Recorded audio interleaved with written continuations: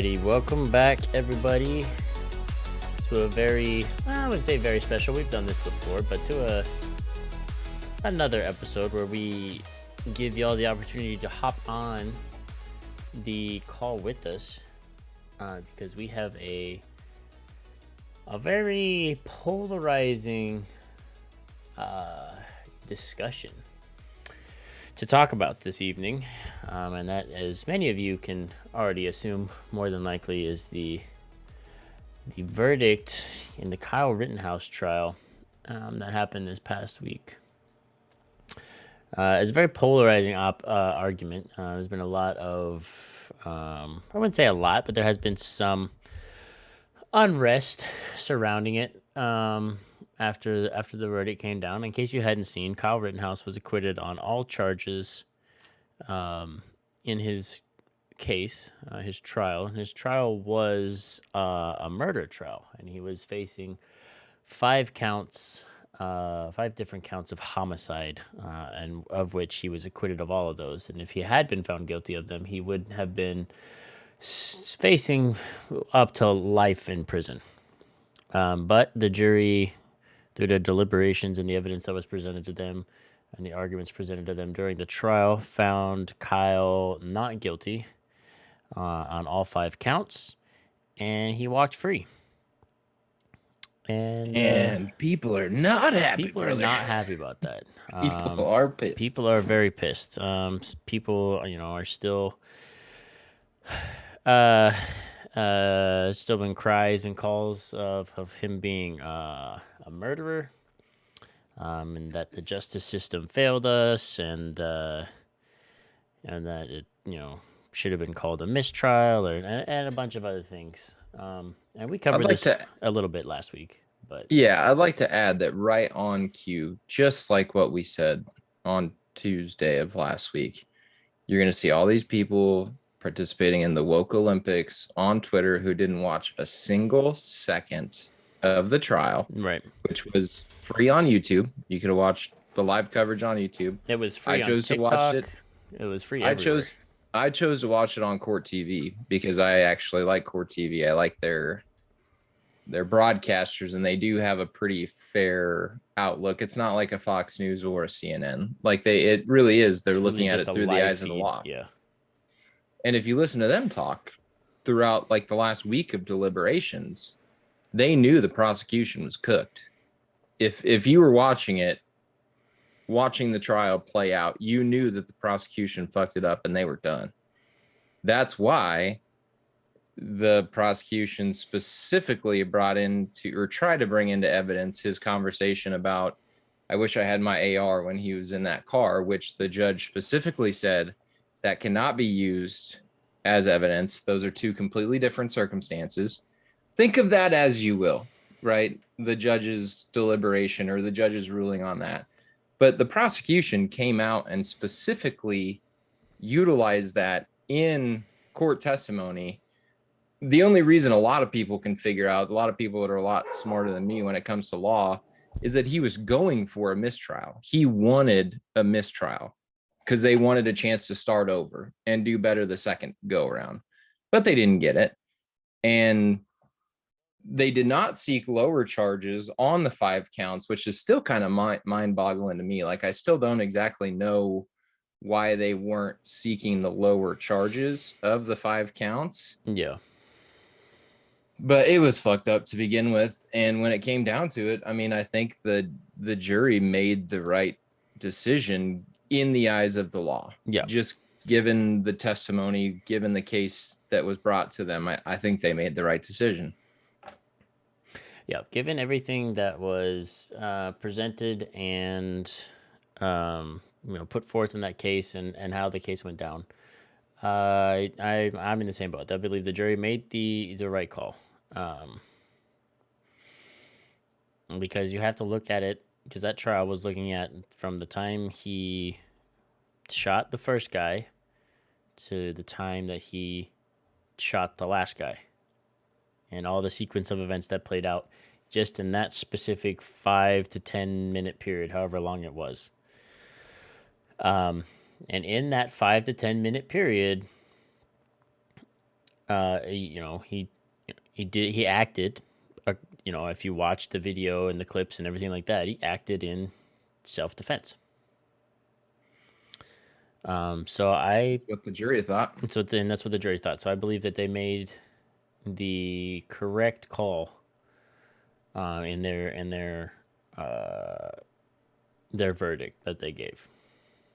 And people who call him a murderer, uh, I'm not even necessarily, blaming them for calling him a murderer, but to be found guilty of murder in the court of law, you have to prove that he went down there that day with the sole intention of going down there and murdering people, shooting people and taking their lives, Yep, premeditated. premeditated. So when he got in the car that day to go down there and do what he was going to do, and his whole thought process or his whole testimony to the court of saying, well, I went down there to protect the car source building, which is what he said he went down there to do. Again, think of that what you want, right? But to find him guilty of murder, you would have had to have poked holes in his, not alibi, but in his testimony of he went down there to protect private business, Yeah. which the prosecution did none of. They Yeah. weren't able to, because I genuinely do think the kid went down there.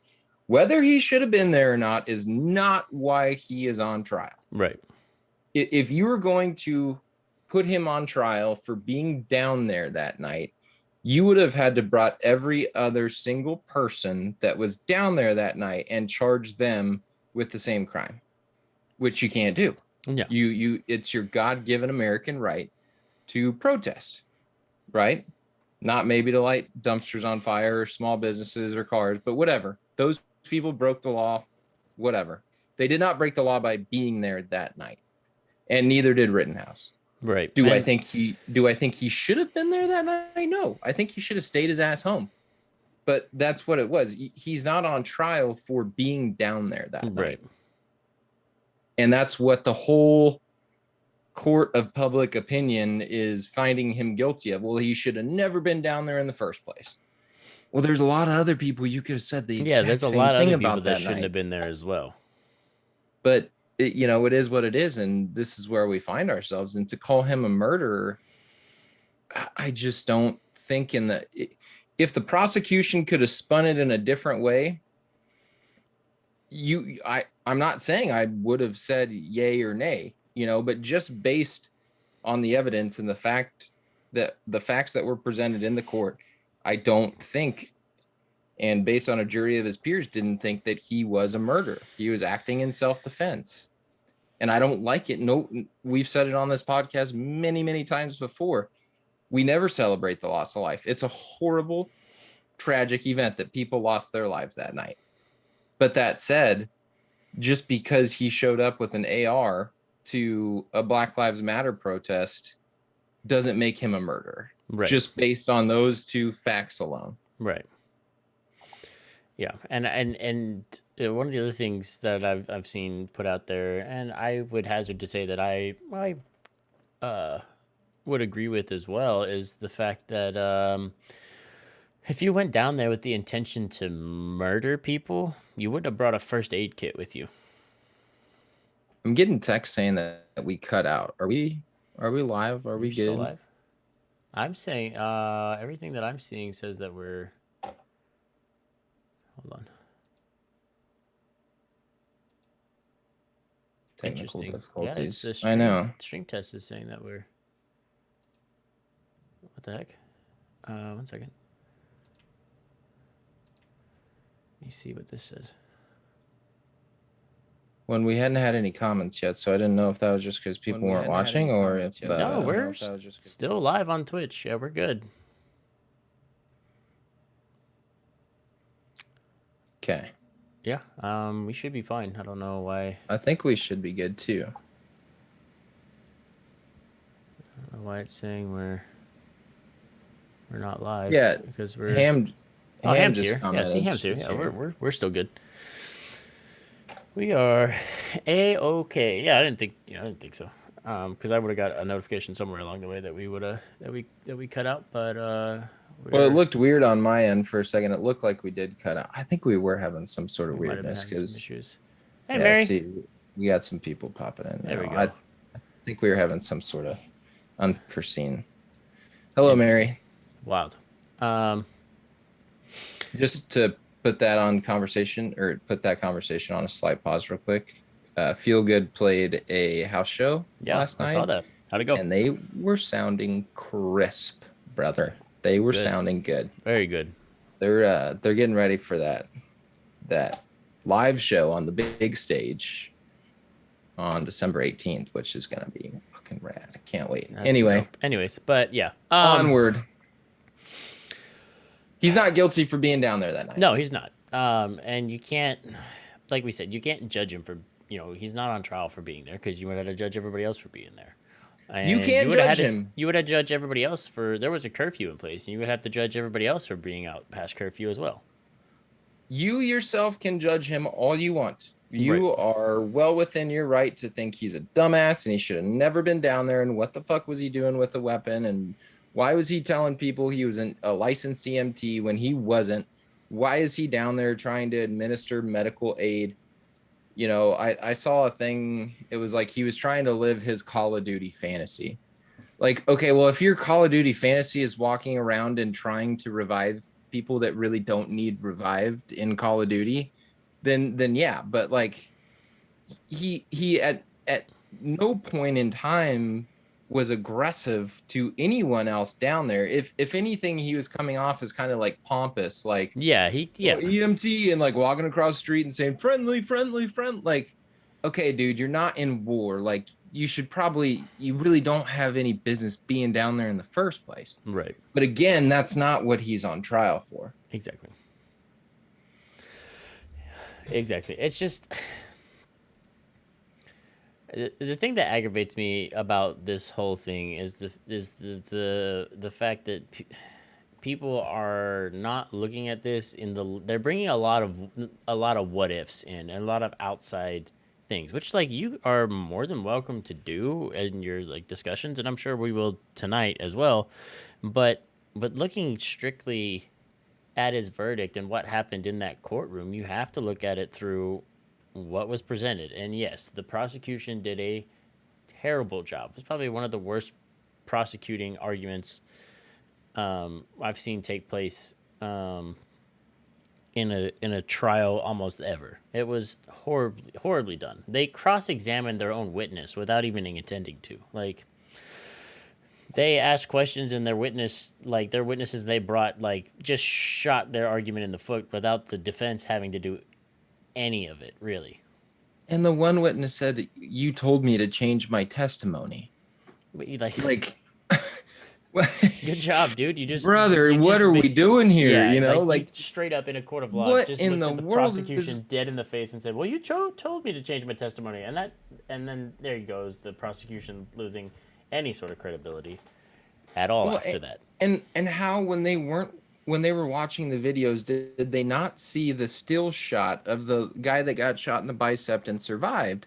Him pull his weapon and point it at Rittenhouse before Rittenhouse pulled the trigger. Yeah, And that guy said it was in his waistband the whole time. And then he said, "Oh well, it fell out of my waistband whenever I got shot." And then it circled all the way back around in court, sitting there before the judge and the jury, to where everyone still thinks that like he never pointed his weapon at Rittenhouse. And then they bring up the still frame, and it's like, you care to tell us about that? yeah, Like, you didn't want to maybe mention the fact that you pointed your gun at the guy? Like, and they could have taken the active shooter route. They could have taken so many routes to really try to find him guilty of at least manslaughter. yeah, It's something, negligent, whatever. I don't know yeah. all the court terminology. Negligible death or something, I'll have to look manslaughter, for 'em. basically. Damn. But there are so many other charges. But to just come down to a murder charge, you can't find him guilty about that. I'm sorry, you just can't. Yeah, you can find those I can send them to you, Ben, the pictures that I'm referencing. Gage Gross Gross Fourth. border. Gage Yeah. Grosskouth. See if this is from ABC, but we'll see. Okay, nothing there.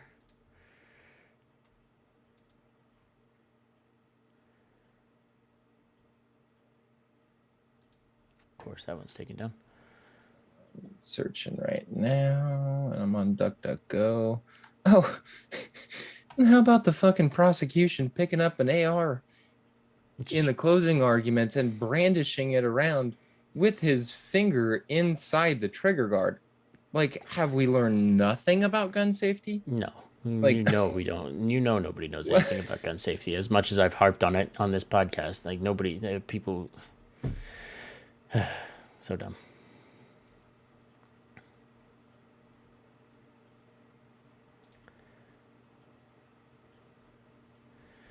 I'm trying to look. Why can I not find these? Do you have them? no, and of course they're gonna be probably pretty deep because they don't want those to be Yeah. the first. And I'm on DuckDuckGo also. I thought at least.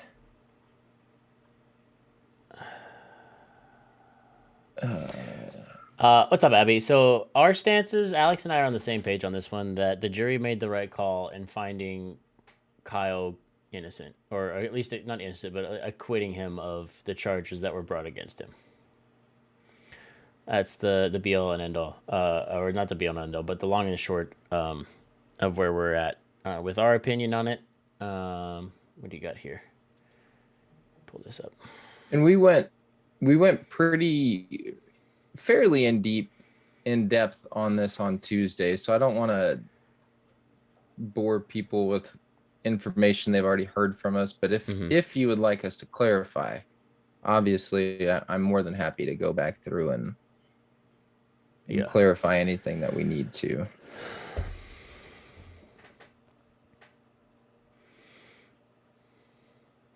So Abby just sent me a Facebook post, which I'll pull down here actually for everybody to read. And this is this came from Facebook, so. So this post reads, and I'll read it off just because I want to while I read through it. So it says, until I watched the trial for myself, I didn't know the gas station where it all started and where Kyle stayed up until they started attacking him is owned by his grandparents. They came onto his property to attack him. Technically not his property, technically his grandparents' property, but whatever. I didn't know that Kyle put out a dumpster fire that was being rolled down to a gas station to blow up with people all around it. Didn't know that the police were told to stand down as businesses were destroyed. Didn't know Kyle's dad, grandma, and friends all lived in Kenosha, 20 minutes from where he was resided with his mom part-time in Illinois. Didn't know that someone knocked Rittenhouse down twice and then attempted to kick him with lethal force to the head. That was the second guy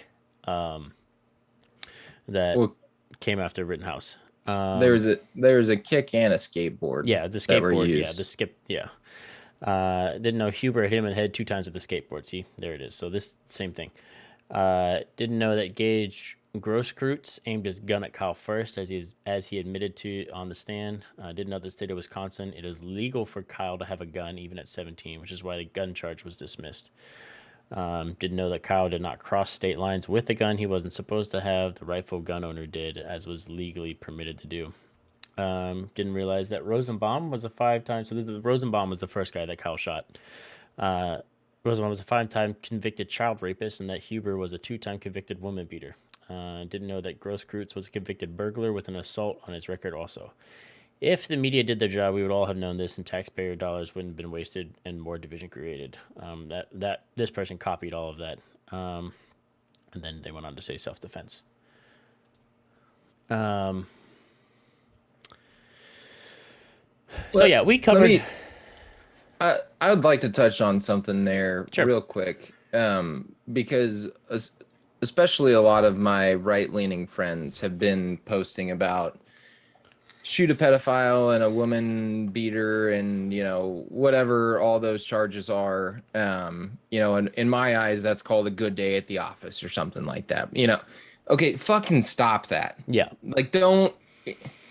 don't say, because all you're doing is giving the left or the people that think he's a committed murderer more fuel to the fire, because you're not changing anyone's mind Hmm. by posting that sort of information. At this point in time, all of that is completely, it has nothing to do with the case that's before you. Exactly. He could have shot 10 molesters. And if he went down there looking to shoot molesters that day, you could say that was premeditated murder. Premeditated And I murder. would say, in that case, I'd say, well, hey, the guy's passionate about it. And honestly, I can't blame him for, going after child molesters. But at the same time, that you're not talking about that right now. Right, yeah. You In know, the you're eyes of the law, a person's a person, whether like given or not, given their background or what they have been convicted for. Because Cyrus just came in and said the criminal history of the victims is irrelevant. Kyle didn't know those people, exactly. so That's a great way to put it. as far as the in the eyes of the law and in the scope of this case, those people were just people. Kyle didn't know them, and then Kyle acted as he acted when he was acted upon by those people. I just sent you some pictures, by the way. I Okay. responded to the email that you sent me that had the Cool, cool, pod cool, cool, link cool, to cool, it. cool. Thank you. But another thing that I want to touch on just kind of randomly is I saw another post that said all a white male has to do to be found not guilty of rape or murder is to cry in court. Which And that's uh, my initial gut reaction wanted to respond and say, sick, I can commit murder and all I got to do is go into court and cry about it. Like, that's not a fucking reality. Like, mm-mm. don't say that. Like, that's not how this shit Yeah, works. like I was saying earlier, people are bringing so much outside stuff that's not relevant into this that is frustrating. Okay, so we were asked to provide some the pictures that we were talking about, and here goes one of them. So this is Gage Grosskreutz. I'm probably butchering his name, but I don't care. This is the image of him that was brought up in court of him pointing the gun at Kyle. So let's see if I can. There we go. So it's not a great image, and if I zoom in anymore, it's probably not going to get super great. But this is Gage. Obviously, this is Kyle down here. Here is Gage's weapon pointed at Kyle, and Kyle's weapon obviously pointed at Gage. Um, so this is one of the images brought up in court. And then this one, if I can bring this down here. Oh my God, come on. There we go. So this one is the second guy, right? Or is the other dude running in with a skateboard? I think this is number one, and the The second guy second is guy is running running in in with a with his skateboard. skateboard Okay. back there. Yep. Yeah. So So this is this the is first guy, correct. and then here's the second guy with the skateboard. And So let me also bring up a few times the narrative of the prosecution was, why did you even bring a gun into this situation anyway? And the reason why he brought a firearm into this situation was for this exact moment. For this exact moment when he's being attacked, because it is a volatile situation. yeah. And again, I think he should have been there in the first place, putting himself in the middle of a volatile situation where he needed to protect himself? No. But when you claim that you're down there to put out fires and protect small local businesses, those are two things that you're well within your right to do. Hmm. And to carry a firearm is also not against the law, still well within your right to do. And if that situation never would have happened where he's on the ground being kicked and attacked with the skateboard and having a firearm pointed at him, I truly believe that none of this would have ever happened. I truly believe that. And I might be wrong. And if the situation would have played out differently and he would have just used his weapon to just point and shoot at people, then yeah, he should go to jail and he Yeah. should serve the term that he deserves for murder. But Yeah. that's not what we're talking about. Yeah. Okay. Let me go back here. Ham asked, and this was brought up as Gage pointing the weapon at Kyle first was proven by active video evidence? Question mark. The same with the skateboard moment. She's just wondering. Yes, I believe this was brought up as Gage pointing the weapon at Kyle first, which he corroborated on the stand that he pointed the weapon at Kyle first. Jesus, he said, "Hi everyone. He's not staying because he watched entirely too much of this biased trial. Says that Rittenhouse is a murderer and shouldn't have been there. Period. Bye, y'all." Okay, Jesus, come on. Don't hop in and say that and then bounce.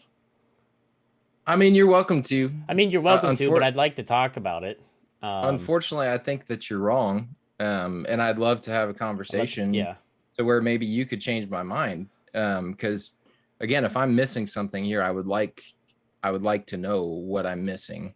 yeah. So I could change my mind. But everything that I've read to this point in time, the trial was not biased whatsoever. Yeah. I Again, didn't see any bias in this. well, Ben, the judge, his ringtone was "God Bless America," which that makes the judge a racist, according to MSNBC, by the way. Oh my God. Yeah, Are you? yeah, look that up. Look that up if you really want. There, Yeah. I'm telling you, the fucking articles that are coming out of this case, I don't know why I keep reading them. I feel like I have to for some reason, just to continue to like give myself fuel almost for why we do this, to Mm-hmm. why I want to be able to answer people's questions and for all of us to have civil discourse and to at least maybe not even agree with each other, but just understand where one another's coming from. Yeah. Um, if anything, that same company, MSNBC, told one of their reporters to follow the jury bus, which could have been grounds for a mistrial,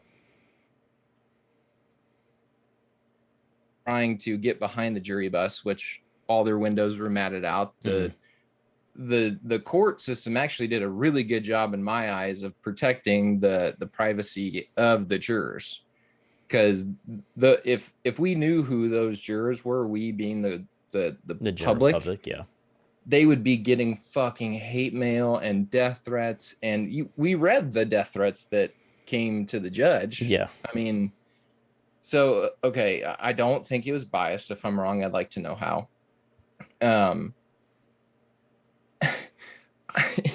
Yeah, again, you can say that he's a murderer for killing people, and I'm not going to say that you're necessarily wrong, but acting in self-defense in the eyes of the law versus you thinking someone is a murderer because he killed someone are two completely fucking different things. Yeah. This trial played out exactly how it was supposed to. The prosecution did a shitty job, and I wish they would have done a better job, because they might have been able to bring a guilty verdict against him. Mm-hmm. And I'm not saying that there's evidence out there that would have changed that. I'm just saying in this particular case, you can't think that the system is rigged in favor for a white male who shot 3 other white males, 2 of which he killed, at a rally that was very volatile, for the victims to be down there committing crimes, and Kyle Rittenhouse claiming that he was down there to administer aid. Yeah. That's what we know. That's what was presented to the court and presented to us. Right. And in that frame, they got it right, I think. Yeah. Abby asks, so our stances are just like legally he was in the right. I'm just curious. She said that she's just curious about how you specifically, Alex, had a different stance during the James Scurlock trial. You were pretty quick to say that he was a wife beater and all that, but what? But this is different? Question mark.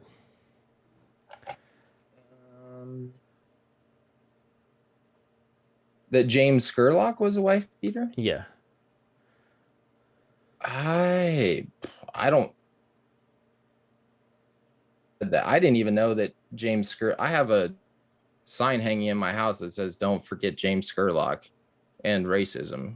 I don't think that's accurate. We'll get back to that. Yeah, I don't remember saying that, and if I did, I didn't even know that James Scurlock ever was found for beating his wife. And again, even it doesn't matter in a case like that because you're just examining the evidence that's before you. Their Yeah, priors have nothing to do with the situation that's at hand. right. Fire said the guy with the pistol should have been reason enough and proof for bringing the rifle. Um, Exactly. um, and then he said certain media sources have told us since last year that he is guilty of murder. Why should the people accept anything? But why should people accept anything else now? Oh, based off the fact that media has been propagating for over a year that he's a murderer. You know. We catch up with Jesus. Jesus says why he can't stay. He watched weeks of this. He's done with it and exactly how he thought it would. He said, "What's fun is that the people who I believe would be okay with this verdict are exactly the ones who are. No hate on anyone. I really am just not surprised by any of it. He's busy at the moment. He hopes we have a great decision. I miss y'all too. I miss you too, Jesus. I wish you could hang out and talk to us more Yeah, I about you about miss this. Sorry. it, and I'll agree with Jesus in that case also. The exact people on both sides who didn't watch a fucking second of the testimony, didn't watch a second of the trial. The ones on the right are the ones that I mentioned earlier saying, oh, you kill a pedophile and a career criminal and whatever else. And I call that a good day at the office. And the ones who come out and say, funny, all a white man has to do on trial is to cry and he's going to get found not guilty. But again, we have to be, and I don't expect social media to be better than this because some Yeah. social media is a fucking dumpster fire. But to Jesus's point, and I completely agree with him, the exact, you could have given me a list of people based on their social media presence and said, how do you think this person's going to react to the guilty trial? And I'd say, well, that person's going to be pissed. And then they'd say, okay, well, what do you think this person's going to react? I'm going to say, okay, well, that person's a Trump supporter, so they're going to, write not guilty and post an American flag for freedom Yeah. or whatever. Do any of them know any more about the case than the other? Probably fucking not. They probably have no fucking idea. But one supports Trump and one has been on the left side of things. And the divisiveness continues to grow, which who's the real winners in this? Because we're sitting here on a podcast talking about it right now. Right. The media talking about the bullshit takes from MSNBC and the bullshit takes from all of them. CNN and None of Fox. It's them, all. yeah, None of it's good. no, none of it's good. Yeah. And I'll let you read what Abby said. Was the AR Kyle had in his name? Kyle had someone, if I remember correctly, Kyle had someone buy that for him. But it then might have got transferred to his name. Now I'm gonna have to look it up to make sure I don't want to.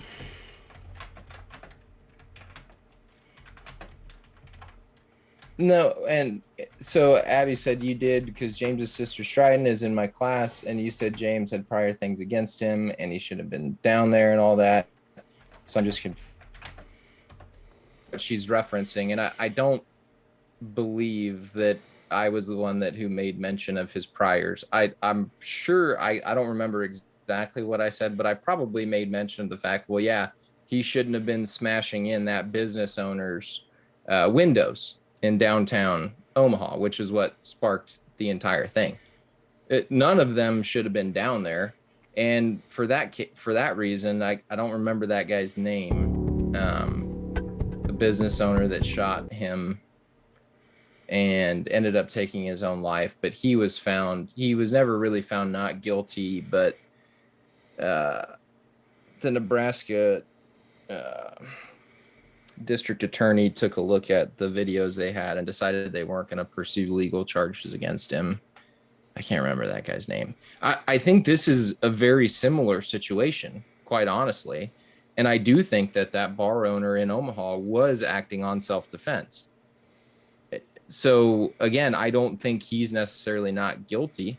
And I don't think James Spurlock necessarily should have been in a situation where he's attacking a bar owner or throwing bricks through his window. I don't know that I disagree with, I don't think that kid deserved to die. And I think that there was probably some racially motivated reasons why that bar owner was down there that night, but he was protecting his own business, and he did have rocks and bricks thrown through the glass of his own bar. And someone came up and shoved his 65-year-old father and knocked him on his ass, and things got escalated He pretty did. quick. Yeah. I do think he was acting in self-defense. Do I think he might have been kind of a racist piece of shit Trump lover? Yeah, maybe. But again, that you're not talking about that when it comes to convicting someone of murder, unless you can prove that their motivation was For committing, directly yeah. related and correlated to the shooting of that specific individual. Those two things don't work together. Right. I hope that makes sense. Yeah. Fire said he still doesn't understand why there's such a huge racism angle to the whole story, other than the year is 2021 and everything is about racism. Bingo. Yeah, that's pretty much it. So like back then, he was at a Black Lives Matter protest. They're calling him. They want to try and call him a racist and a white supremacist because he ended up taking pictures at some point later on with some people who then later turned out to be a bunch of like actual like racist like Proud Boys and that kind of shit. And according to everything that was said, I'm not saying that I agree with this one way or another, but according to what was said, Kyle didn't know that those people were, Proud Boys or, racist in any way. But since the picture evidence is out there, people are going to link that and say, he was, and spin that how they want to spin that. But according to Kyle and everything that he said, he is not a racist and not like a white supremacist or anything like that, and didn't go into Kenosha with the intention of committing crimes against anyone, no matter what their race was. But the reason it's getting spun is because it was a Black Lives Matter protest and that other kind of stuff. Well, that question, I believe, can also be answered in the same realm of why isn't the Ahmaud Arbery trial being covered as heavily as the Kyle Rittenhouse trial? Right. Because in the Ahmaud Arbery trial, those racist hillbillies are going to get what's coming to them, and they're going to be found guilty because they had no business trying to play vigilante and community cop and for a kid who didn't commit a crime. Yeah. That in that case, yes, they're going to be found guilty, and they should be found guilty.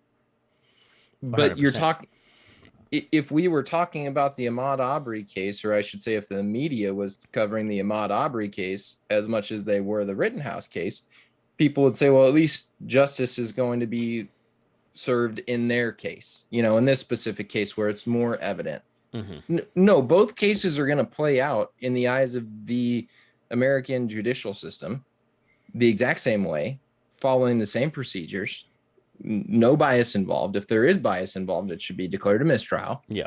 So, but that's how the American justice system works.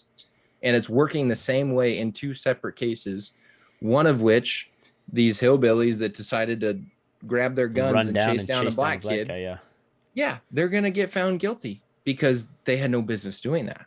Yeah. And in the Rittenhouse case, you can prove self-defense, absolute self-defense.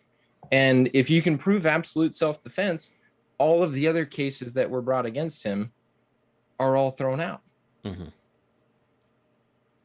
It is what it is. Yeah.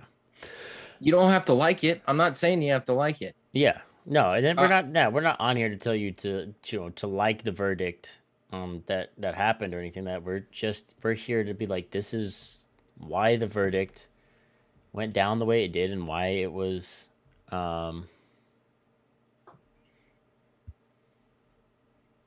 it went the way it did. Ham said, difficult again to not relate portions of any of what happened to racism. Are you talking just anything that happened during that summer, or just specifically the Kyle Rittenhouse trial? Because nothing about the Rittenhouse trial had anything to do with Kyle being a racist. Because he shot 3 white people. Well, not because he shot 3 white people, but the three people in question that he shot were white, and he didn't act against those people until he was acted upon. And there was even a witness that testified, what he saw, saying that Rosenbaum, the first guy, was quoted saying, if I get you guys alone, I'll fucking kill you." Which, I mean, Yeah, Rittenhouse claims that that's what he told him. If I catch you alone later, I'll fucking kill you. yeah, that's what Rosenbaum had said. And a witness that the prosecution brought to the stand confirmed that, said that he got told that and Kyle got told that by Rosenbaum. And one of the Yeah. victims stated one of the victims was also yelling the N word, prime Black Lives Matter ally. Yeah. So, I think, and I'm not speaking for him, but I think what she's saying is it's hard not to relate any portions of what happened that while all of those riots were happening to not having some sort of racial yeah, undertones. I was You just know what I trying to get mean? I was just trying to make sure we weren't talking like that was directed at like the Rittenhouse case, because the Rittenhouse case had nothing to do with racism. No, and I'm sure if you could give Rittenhouse like a truth serum and like, make him tell you exactly what his heart was feeling, there probably is some sort of racial undertones as to why he went there with his AR claiming, that he was going to help be a medic. He was probably, again, speculation, right? Does not hold up in court whatsoever. Right. Pure speculation. He probably went there more to be a force or whatever you want to call it, to protect small businesses and to put out fires and, probably more to be like anti Black Lives Matter, anti riot than, just going down there to just, gee darn it, I'm just bringing my medic bag down here and I'm just going to help the people who need help. Yeah.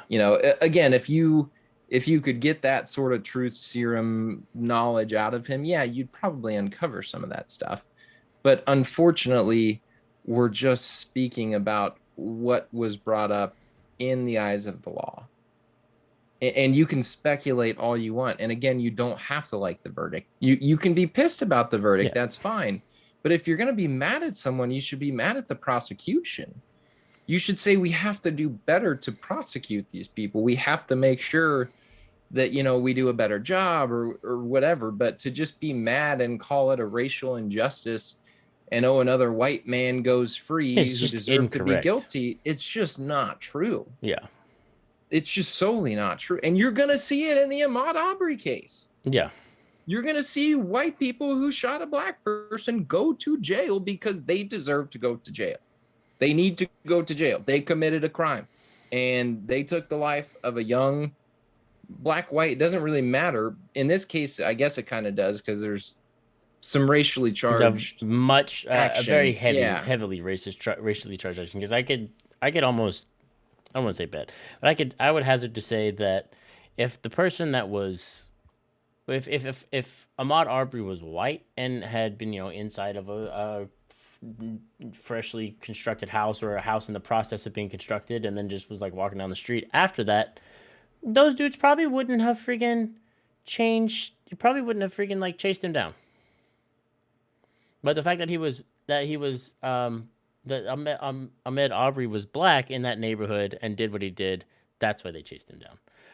Or how about they caught on the Ring doorbell or the video camera that they set up? I think it was a Ring footage of a very white husband and wife walking into that same property, and are probably the ones that stole what they stole off of their boat and everything else that was from that house that was being built. Yeah. So Yeah. yeah, there's a little bit of a racially charged um, decision making rationale behind why they cornered and trapped a black kid and ended up shooting him. Yeah. Ham said, and speaking of pictures and his pictures with the Proud Boys, pictures were also found with him flashing the whole white power sign. It's hard not to read far into that with certain photos. And I get that.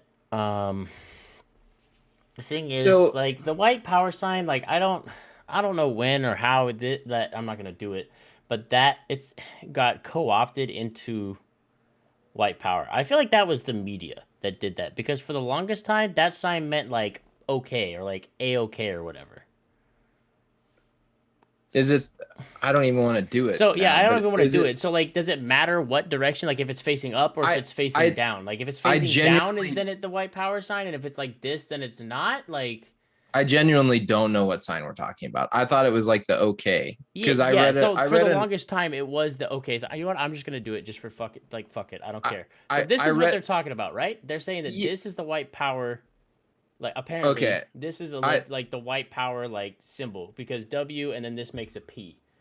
I Um, I thought that's what you were talking about because I read an article. God, this is going back to like summertime, probably. It was like an Amazon driver or a FedEx driver who, like, he let in another car or that car let him in or something. And he went like this to be like, hey, thanks. And that driver snapped the picture of him doing that. And that guy lost his job. yeah. And he was like, oh, and he was a Hispanic guy. Yeah, like so. The best Okay, part so of the here whole goes. thing. Fire said it's the OK sign. The OK sign thing was started by a troll, and then it just caught fire, of course. Okay. Yeah. Yeah, because I was Uh, like, this is not like white power, dude. Like, and also growing up, like if you did this and you put it below your hip, that was a game you played. Yeah, I have it on my socks. I was a bachelor in a bachelor party, and we used to play that game all the time. Like, and then you hit each other in the arm, Yeah, then you and get so punched if you he look at bought us it. Like, socks like that. Yeah, and I'm just saying, fuck, I forgot. Oh, or if you're looking at pictures at a KKK rally with a bunch of people in white robes and they're all making this sign, then like, oh yeah, no, that they're probably using that as like a white power sign, yeah, but to just use one picture like that. I mean, or again, if he's with a bunch of Proud Boys and they're all wearing Trump shirts and they're all making that sign, yeah, you could probably draw some inference there that like maybe that's what they're trying to use it for, you yeah. know? So like, and Ham pointed out, like now it's just been adapted as like the white power sign. So I guess in order to be safe, just don't fucking make that sign. I guess I don't. But like, so you have a picture of Kyle, whatever, making disinformation followed by my misinformation. No, you're all right, Fires. So if you're gonna roll with the picture of Kyle making that sign, that's just a picture. What's the context surrounding the picture? So then you just like you're gonna pull a picture of him making that and be like, look, a racist, and you're like, well, what's the context surrounding it? Well, and again, even if in his heart of hearts he was just as racist as could be, just overtly like on Twitter, I do not like black people. He's not on trial for being a racist. If he shot three black people, then maybe you could bring that in to the testimony and into the trial and say he was charged by the fact that these people were of a skin color that he doesn't like, that Yeah, he doesn't identify with. But again, let's just talk about this one more time. He shot three white people. yeah. He didn't shoot a single black person. So the whole Just throw it out. racist tendency, you can't say he went down there looking to shoot black people Yeah, because not a single person he shot was black. Okay, let's say maybe in his heart of hearts, it never came out in trial that he really wanted to shoot a black person that night.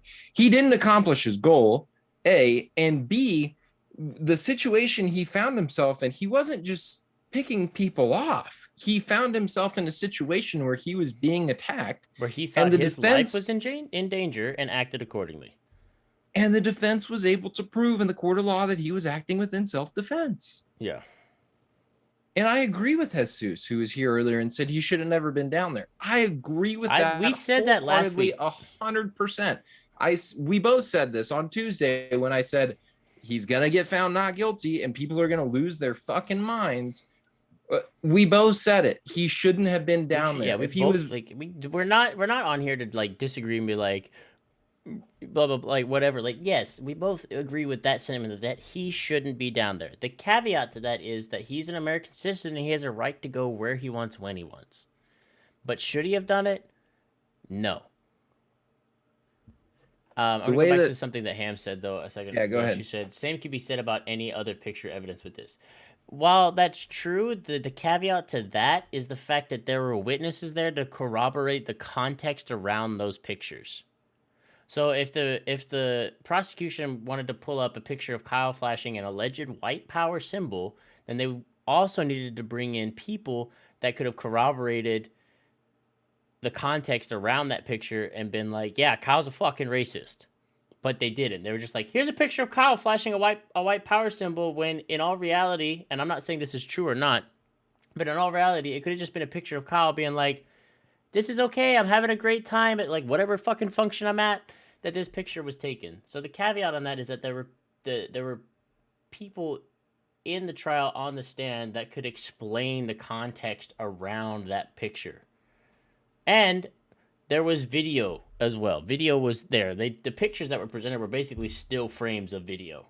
So the video is that itself did their job of um like saying like this is the context around this still image. So then Tam said you missed the portion of this last conversation, so you're trying to play catch up. Okay, no, I got you. Um, And this all of this, I've thought about this a couple times watching people respond to the outcome of the case. I remember Tony uh Kendall, Tony Kendall, Gay Tony, he said we can call him that. that's That's true. he views it as a loving term. This I'm is not facts. using that to describe someone based on their sexuality. That's just his nickname. That he loves, by the way. But he said a sentiment that I've echoed for a long time. You know, even if you're a member in the KKK, there's a reason why it's not illegal to be a member of the KKK, right? As long as you're not causing harm or killing or harming or harassing people of a different color. It's not against the law to be a piece of shit. It's not against Yeah, the law to be an ignorant fucking piece of shit. And that's how I feel about that group of people. So, again, it's not illegal.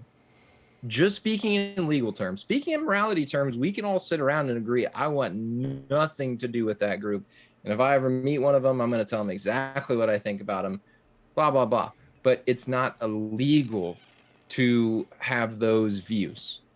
It's not illegal to be a racist, yeah, right?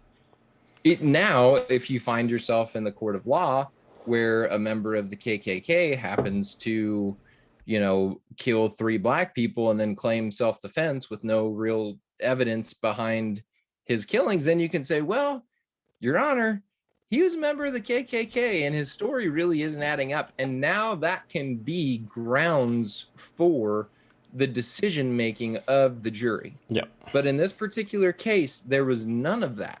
The judge, every time he came to a fork in the road of the trial where the prosecution was trying to use some sort of racially charged decision making behind what he did, the judge was like, no, you're not, this isn't how the law works. You're not tying it all together. And in fact, in this particular case, when you're bringing up self-defense, all of those prior, even if he would have been in a picture with white robes on, you're not really talking about his previous feelings playing a role in why he acted the way he did in those 5.8 seconds or whatever it was when he shot those people. yeah. So I feel like a broken record. I hope I'm not being a broken record. No, But true. And we did say that this podcast is going to be an open forum, and we've spent almost an hour talking about pretty much our side of it, answering your questions in the chat. But what we were really wanting to get at tonight was the fact that if you want to come on, which we mentioned a little bit at the beginning, but if you would like to join us on this call, please say as much, and we'll bring you on, and we can actually like talk it out, and we'll listen to whatever you have to say, and talk and converse accordingly. I know from our side, Alex and I promise to be nothing but respectful and civil with you, and we just ask the same of you if you want to join us on this call.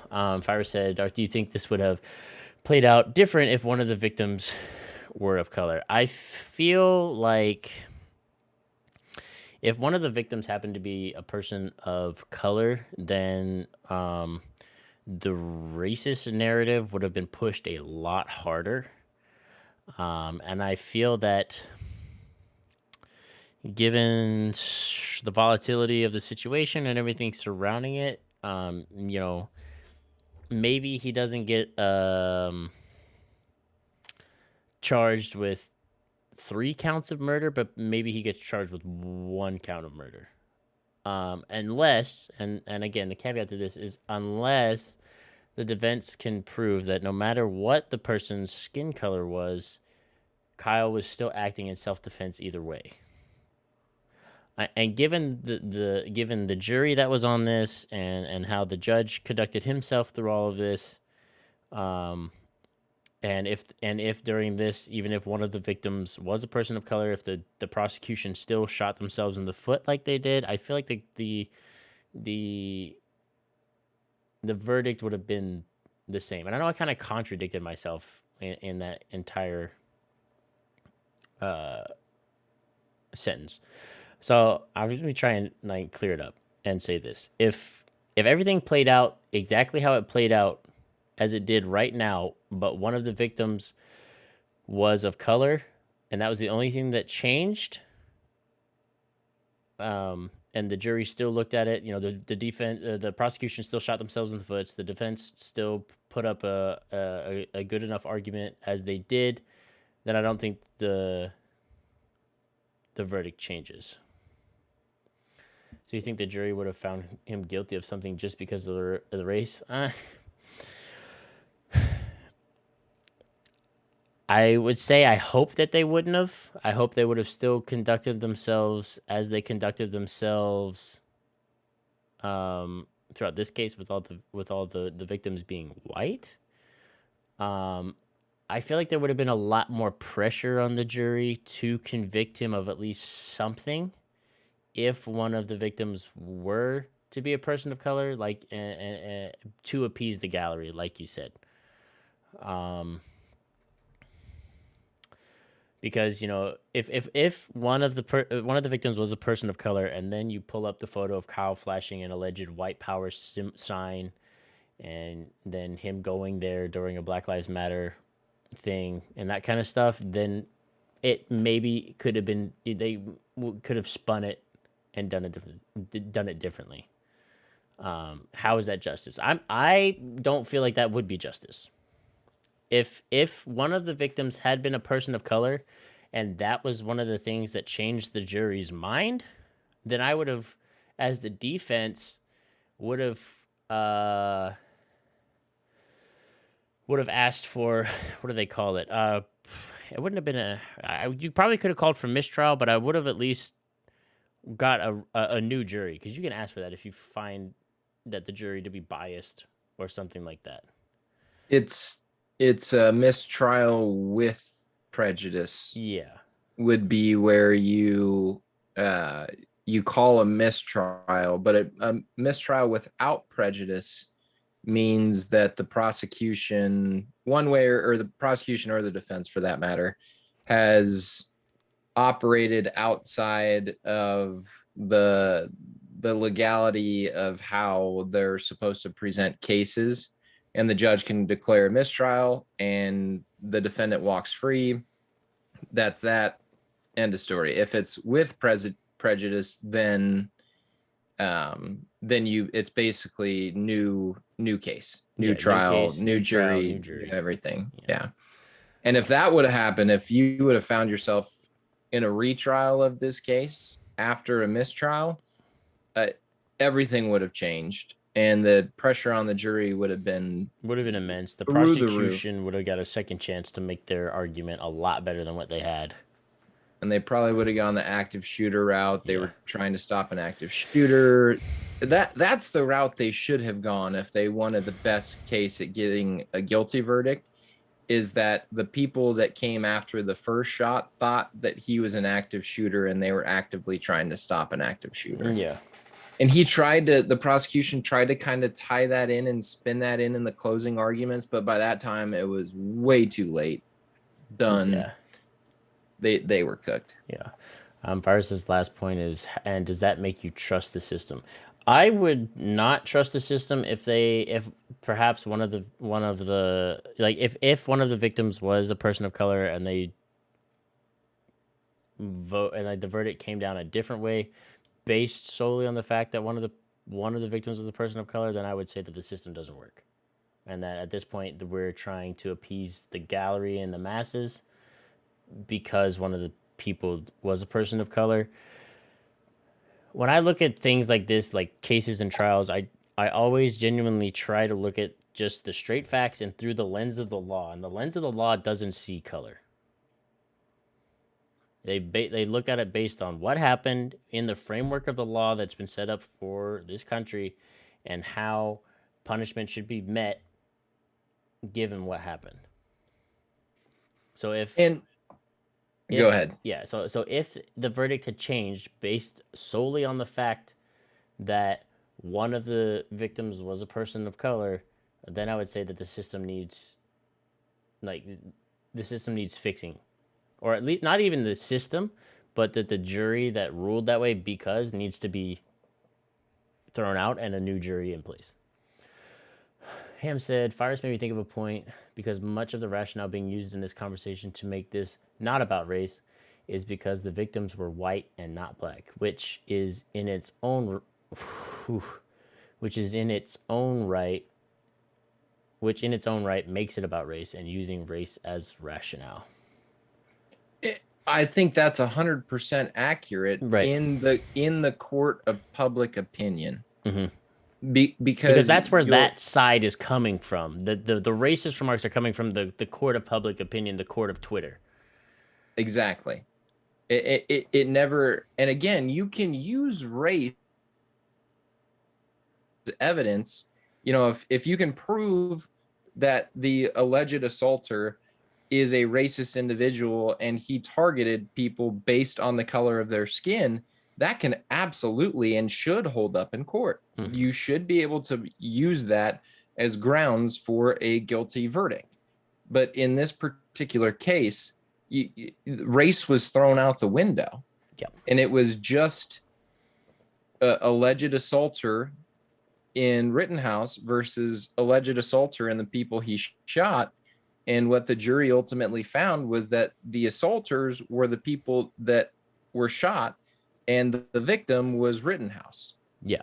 Not saying that that's accurate or not. In the court, in the eyes of the court, in this particular trial, I do believe that to be factual. Yeah. Fires said, but how would you prove the jury acted on that line? This is going back to the stuff about race. Instead of issuing a compromise for the masses, regardless of the case before them. And that's the tough part. It would be proving that. If Rittenhouse would have been found guilty just to appease the court of the public opinion, it would have been very troubling. Let me put it this way. I don't trust the system. I don't think the American justice system is perfect. Mm-mm. I think it strives to be perfect. Out of all of our government entities, I think that particular realm of America truly does try to be as fair and honest to the people that it's serving as possible. I don't have a whole lot of faith in government entities, as all of you guys should all know by listening to this podcast. But if they would have found him guilty just to throw a bone to the court of the public opinion, that would have been deeply unsettling to me, because you're finding yourself in a realm where it doesn't matter if you're truly guilty or truly not guilty. If there's enough uproar against you, you're going to be found guilty of something.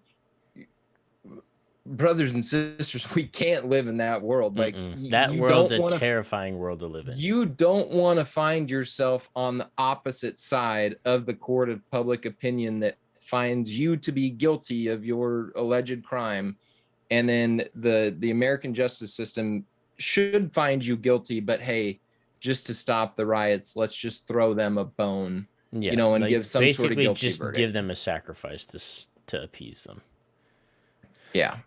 Yeah, sorry, Ham. I didn't mean to like not answer this question that you put up earlier. So she said to diverge from the race conversation because it makes her want to dive down the statistical evidence of black versus white guilty verdicts and murder charges, which we would get into, and that's a whole other podcast.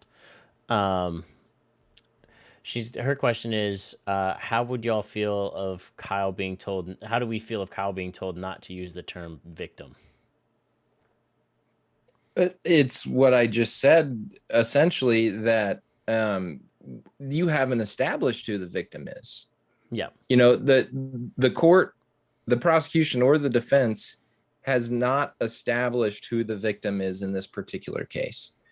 Because unfortunately you can't know until the jury deliberates and finds either not guilty or well, I guilty. wouldn't say that the prosecution or defense hasn't determined who the victim is. For the prosecution side, the victims in that were the people that were shot. For the It, defense, the victim is Kyle. What it comes down to at the end of the day is what the jury decided. And the jury exactly. decided that in this case, based on the given facts and everything, that Kyle was the victim and acted in such a way to protect himself from aggressors. And Correct. those aggressors were the people that got shot. So it's still subjective, and for one side or the other side, because it wouldn't be fair either for the defense to sit up there and say, now, Mr. Rittenhouse, as a victim of this act of Yeah. violence against you, no, that you can't say that because that hasn't been established yet.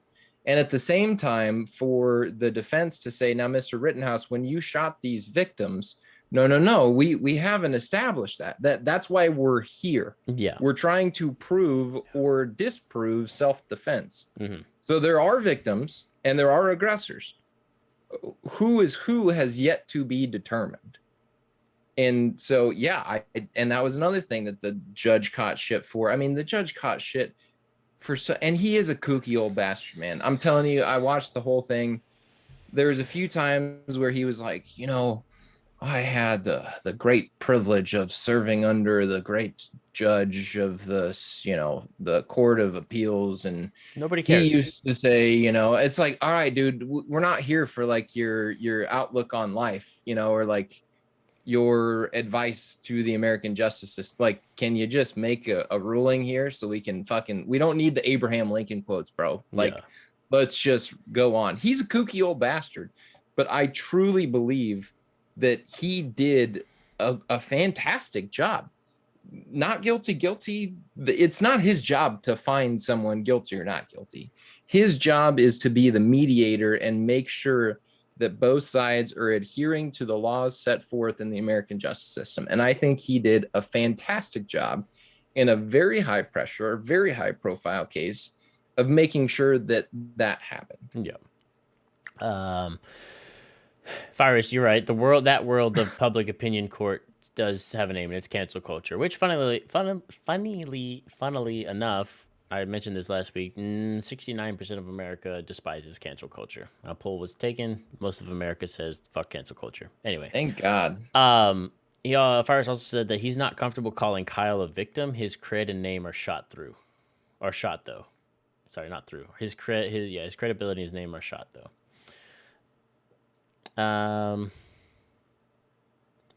Cyrus's comment about the Asian food comment shows his racist blood too, right?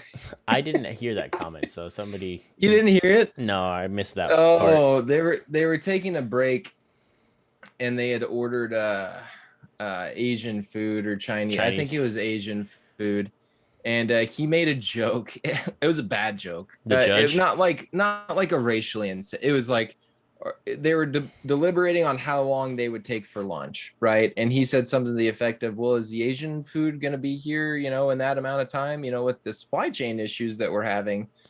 Like, okay, again, just shows he's not, we don't need that from you. It was not a racist fucking comment though, dude. Like, yeah, describing the food. Anyway, it's like saying that the coronavirus stemmed from Wuhan. So if you would call it the virus that stemmed from Wuhan, be like, no, you can't say that. That's racist. Don't call it the Wuhan virus. Well, that's where it came from. So I'm not calling it the Chinese flu or whatever Trump was saying. Like, yeah maybe don't say that. Um, it was and that's exactly what it made me think of. Like, brother, god damn it, give it a fucking rest. Yeah. Like, you're just grasping at straws right now. You just want that clickbait that you can say, oh, judge in Rittenhouse trial makes racially insensitive comment.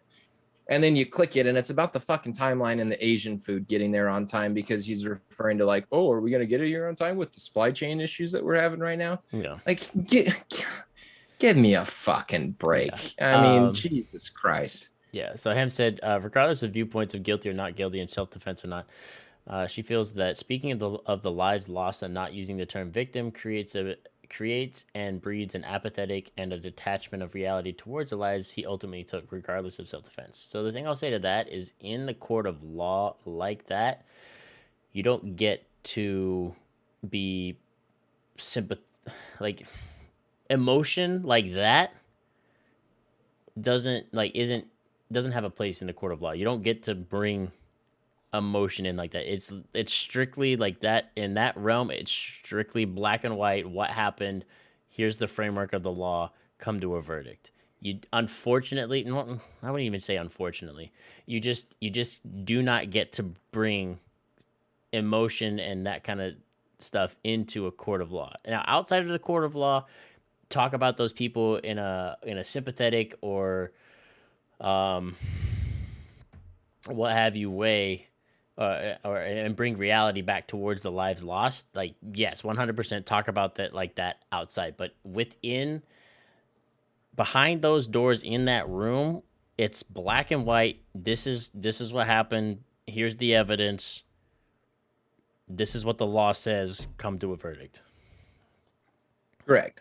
And that's a very good point because I feel like maybe if someone would get mad at us for listening to this podcast, maybe it is because we're operating within the lines, or at least I'm trying to put myself in the mindset of like, okay, you're in a trial, like you're a member of the jury and you're trying to make a decision.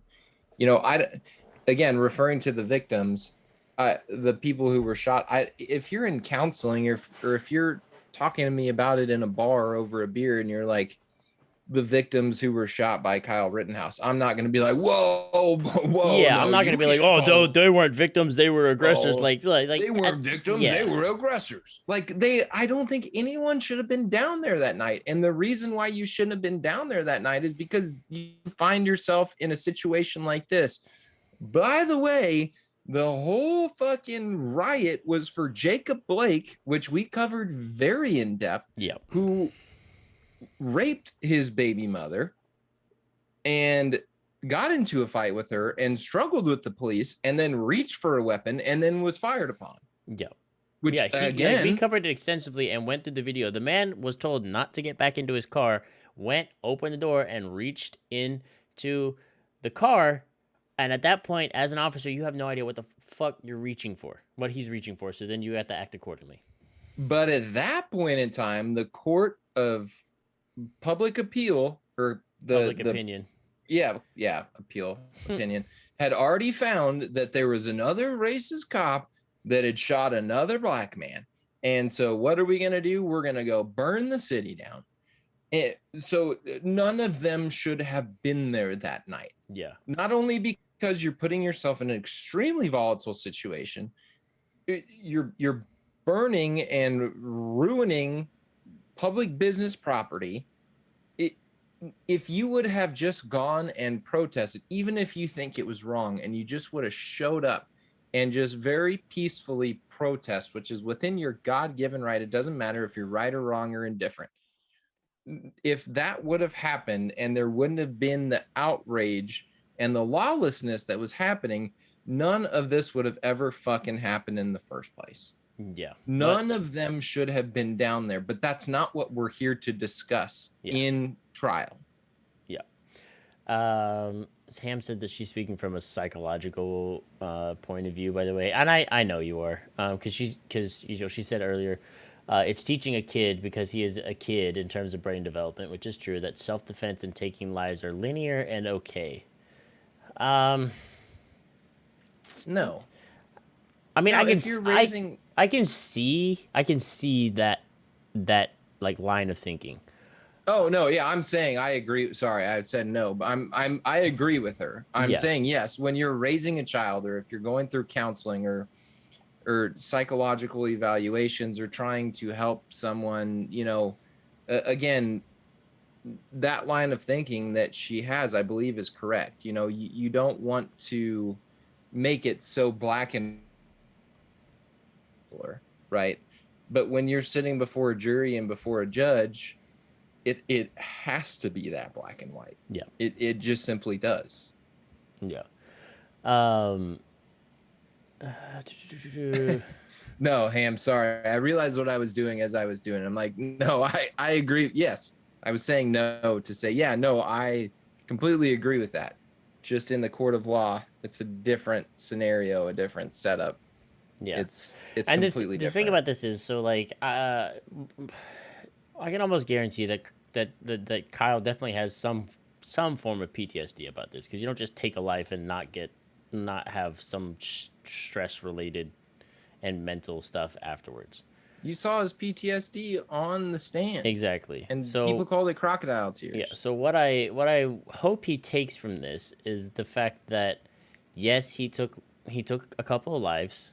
It wasn't ruled as it was in his self defense, which I believe that it was he acted in self defense. What I hope he takes from this is the fact that not that it's linear, like you said, that like self defense and taking lives are linear. So that if something like this happens again, he kind of like he thinks twice about pulling the trigger.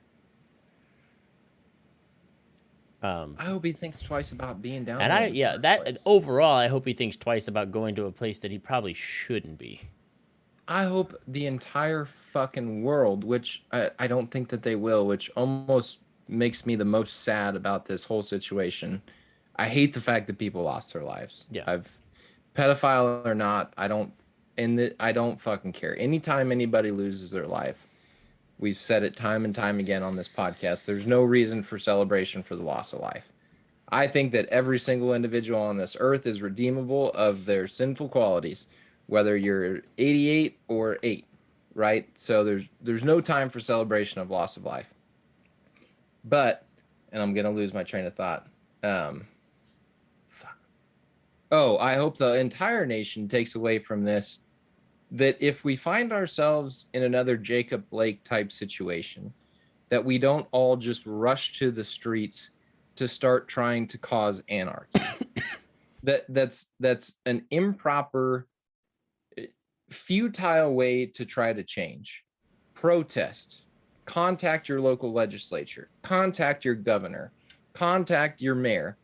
There's a lot of ways that you can make change out there and make real change to injustices that you feel that are happening within your community. But unfortunately, one of the ways isn't to cause anarchy Yeah. and to just try to burn the whole city to the ground. That's not accomplishing anything. When you do that, this is the direct fucking outcome that comes from it. We saw it in Omaha. We saw it in Kenosha, Wisconsin. I'm sure there's dozens of other cases that have happened exactly like this that have not gotten the national coverage that we don't even know about.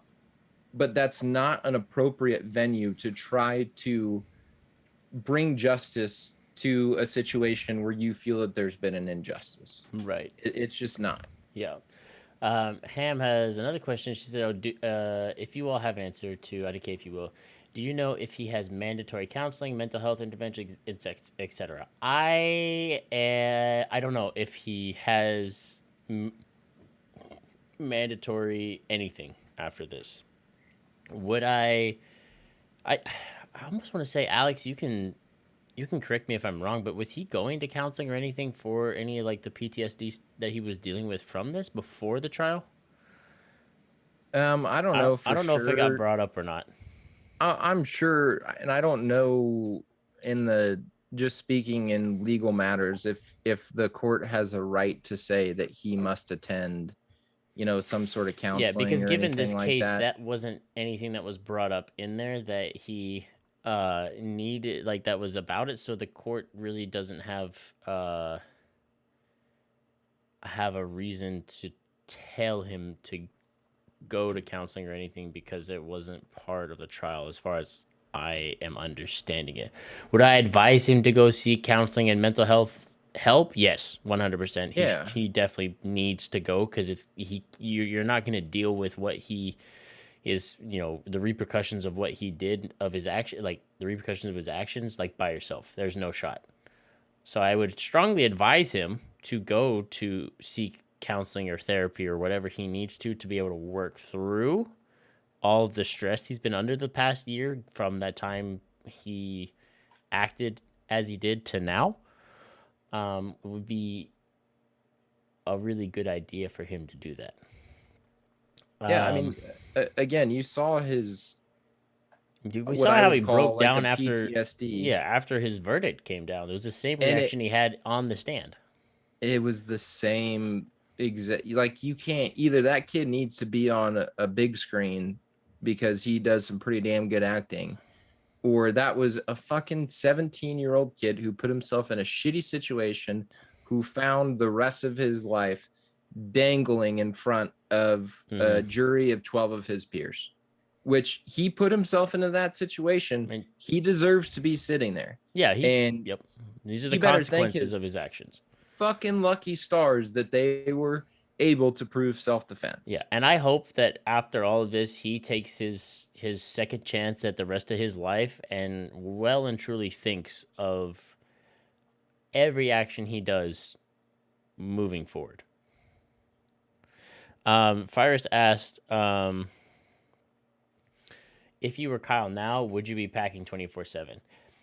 Not being Kyle right now, I still would like to carry 24/7. The unfortunate thing for me is I live in a state where it makes that almost impossible to do. So whether or not I'm Kyle, my position has already been that I would like to carry, and it's only for my personal protection because I don't trust people.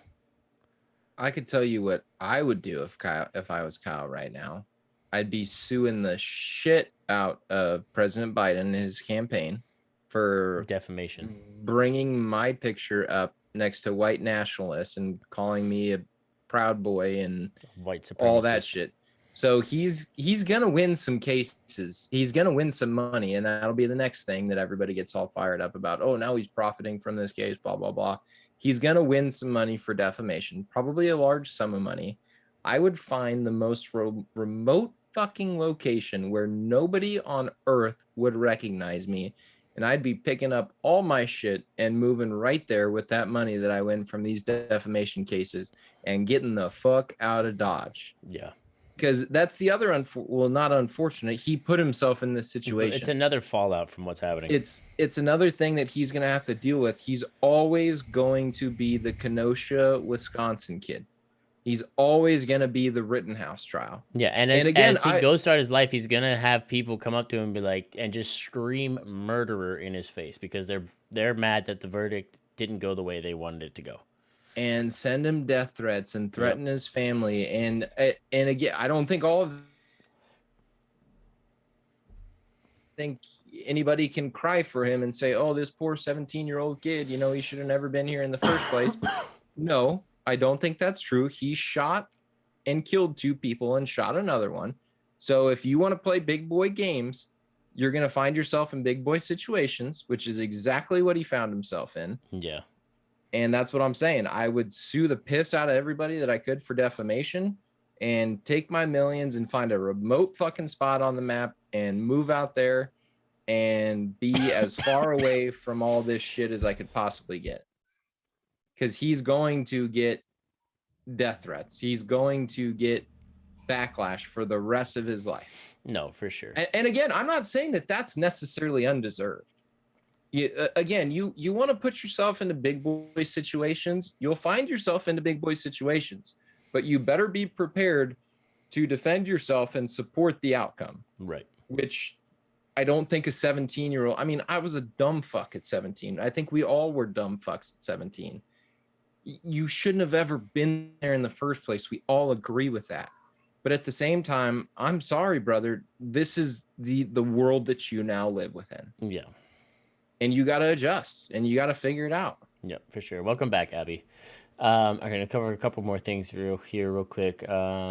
Fire said, but if people think and are told that all the systems are biased and broken, why would they appeal to them for solutions? Well, I mean, and anarchy would seem viable if I were them. I mean, that's true, but and that's the media at work on both sides actually telling you that the system's broken when things don't go the way that their narrative wants you to believe.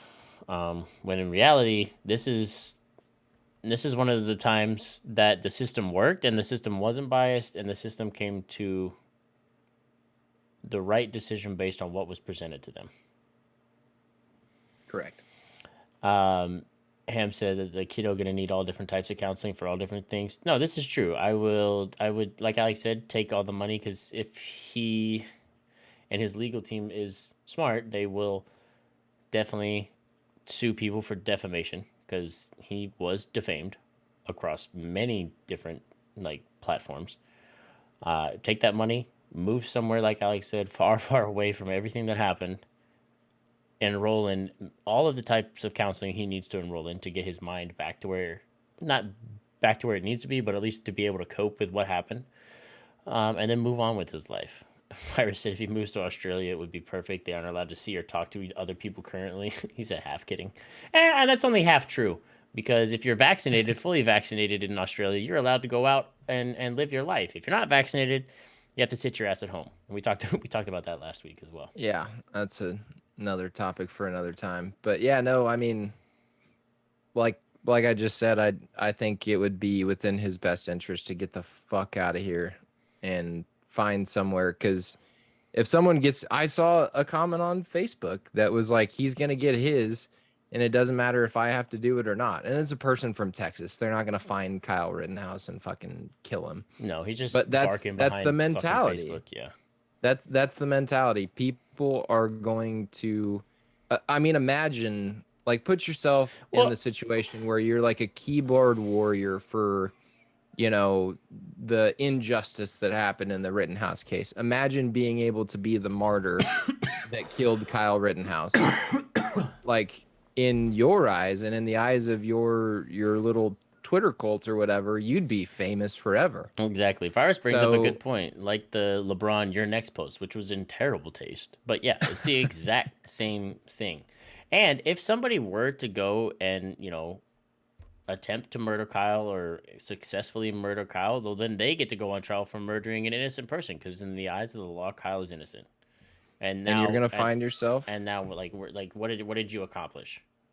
you're going to find yourself sitting in the same exact chair that Kyle Rittenhouse was speaking. I mean, Yeah, metaphorically, not the metaphorically, yeah. You're literal gonna find chair, yourself but in the same position, and then given everything surrounding you, what your actions, you're going to go to jail for life.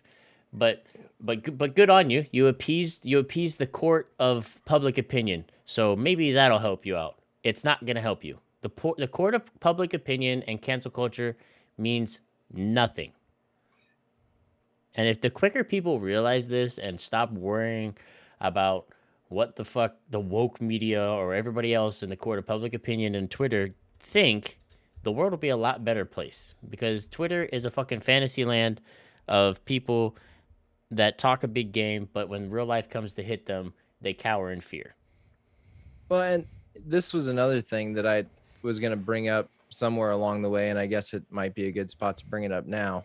Um, Maybe I understand this because I watch way too much 60 Minutes and way too much Law and Order, which Law and Order is obviously fabricated. Yeah. But you can watch a good 60 Minutes or a good Dateline about a murder case where a husband kills his wife or a wife kills her husband or whatever, cheating spouse, you name it, it's Crime of on there. passion. And you'll be about halfway through the episode and you're like, what the fuck more evidence do they need? Go arrest that fucker. But it's either all circumstantial or it's not enough evidence in the court of law to bring this person down. And they don't want to fuck it up, because if they go and make that arrest and then bring them to trial without the whole circle complete, behind finding that person guilty, Mistrial. it's all fucked, and they're going to walk free.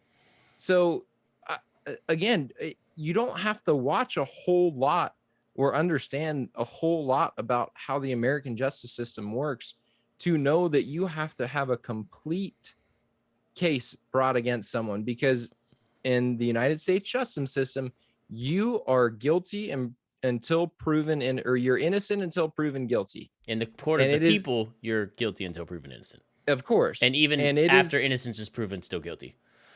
and it is the job of the prosecution to prove guilt. It's not the job of the defense to prove innocent. Yeah. They are innocent until the prosecution proves guilty. Yep. And in this case, it never got to that point. Exactly. Ham said this is going to be a late, but in response to my point about the justice system, she said that she will say the system does injustices across all different intersectionalities, regardless of your belief point behind the verdict in this case, which is true. There have been many injustices and things brought against people throughout the justice system that didn't need to be and weren't true of perhaps that case or whatever. In this case, though, and this is the case we're looking at. In this case, the justice system worked, and it did its job. And I'm not discrediting that the justice system across like other places is fucked, because there's definitely been some fucked shit happen across other trials and shit for sure. But for this one specifically, it was not.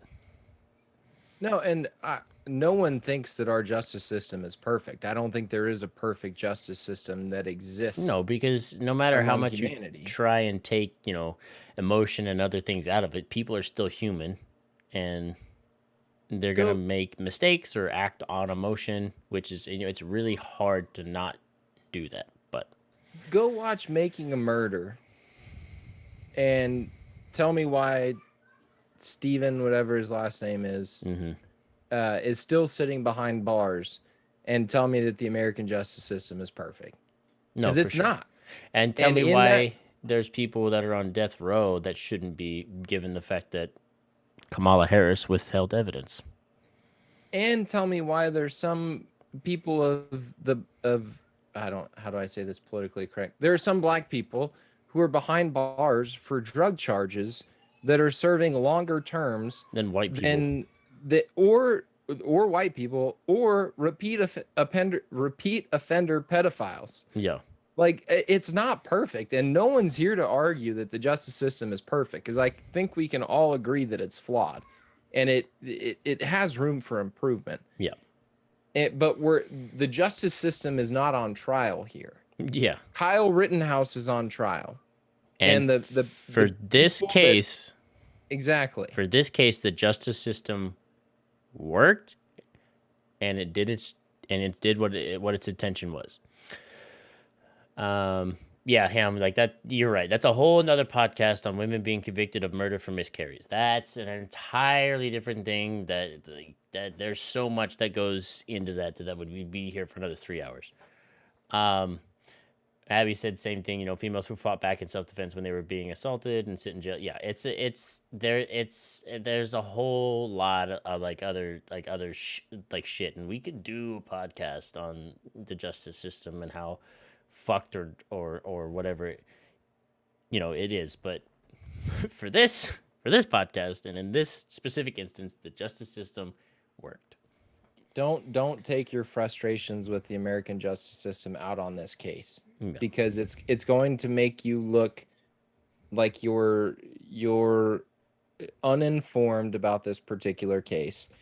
And those of us who do find flaws and do want the American justice system to be better, you're going to get tuned out, because it's like, okay, this person really doesn't understand where we need to get better. Exactly. Because in this particular case, it worked. It worked exactly how it's supposed to. Yeah. Ham said, it makes her want to argue the point of where the justice system lies and leans per se, because what justifies Kyle more than those women? Let me circle back on that. DJ, I didn't mean to like not acknowledge you when you followed. Appreciate the follow. This is your first message in our chat, so welcome and welcome, welcome. But they said, can we talk about the blatant lies of the media? Also, what the fuck does it matter if he went across state lines, or did I miss this whole take? Sorry, I was late. No, it's okay. No worries. We did kind of talk about that stuff earlier. We Um, didn't really we didn't we didn't really talk about the cover the state state lines thing, lines. but we did talk. Let's see what else. Yeah, the media fucked the thing like the media did fuck this like for sure because once they Well, had one side propagating the fact that this dude's a murderer and that he should go to jail and that he's racist and all this other shit, and the other side's like, nah, he's like fuck poster child for this other shit, and it's like, all right, like calm down. I'd like to say if it's illegal to cross state lines, I'm about to commit I'm about to break the law tomorrow because I got to drive to Iowa for work. Yeah, And and I if drive. it's illegal to drive across state lines, and what they were trying to say was he brought the gun across state lines, which wasn't true. No, he picked up the And gun from the dude over there. well, and what the media was trying to say, well, was why did he even drive there in the first place? He crossed state lines to go to a community that he had nothing to do with, which also wasn't true because his father is a resident Yeah. of So Kenosha, what? Wisconsin. Yeah, what they didn't say in this whole thing was the fact that I guess like his parents are divorced. His mom lives Correct. 20 minutes away in Illinois, and he spends part of his time there, and then he spends part of his time in Kenosha with his dad, where his I'm guessing his grandparents, which I'm assuming is probably his dad's parents, live over there. So it's not like he didn't have a reason to be over there. He's an involved person in that community because he has family ties in that community. So, And um, not that this makes him any more guilty or any less guilty in this particular trial, in this particular case, right. but he was also down in Kenosha earlier that day cleaning off graffiti from From a high the school. rioters from the nights before. Yeah.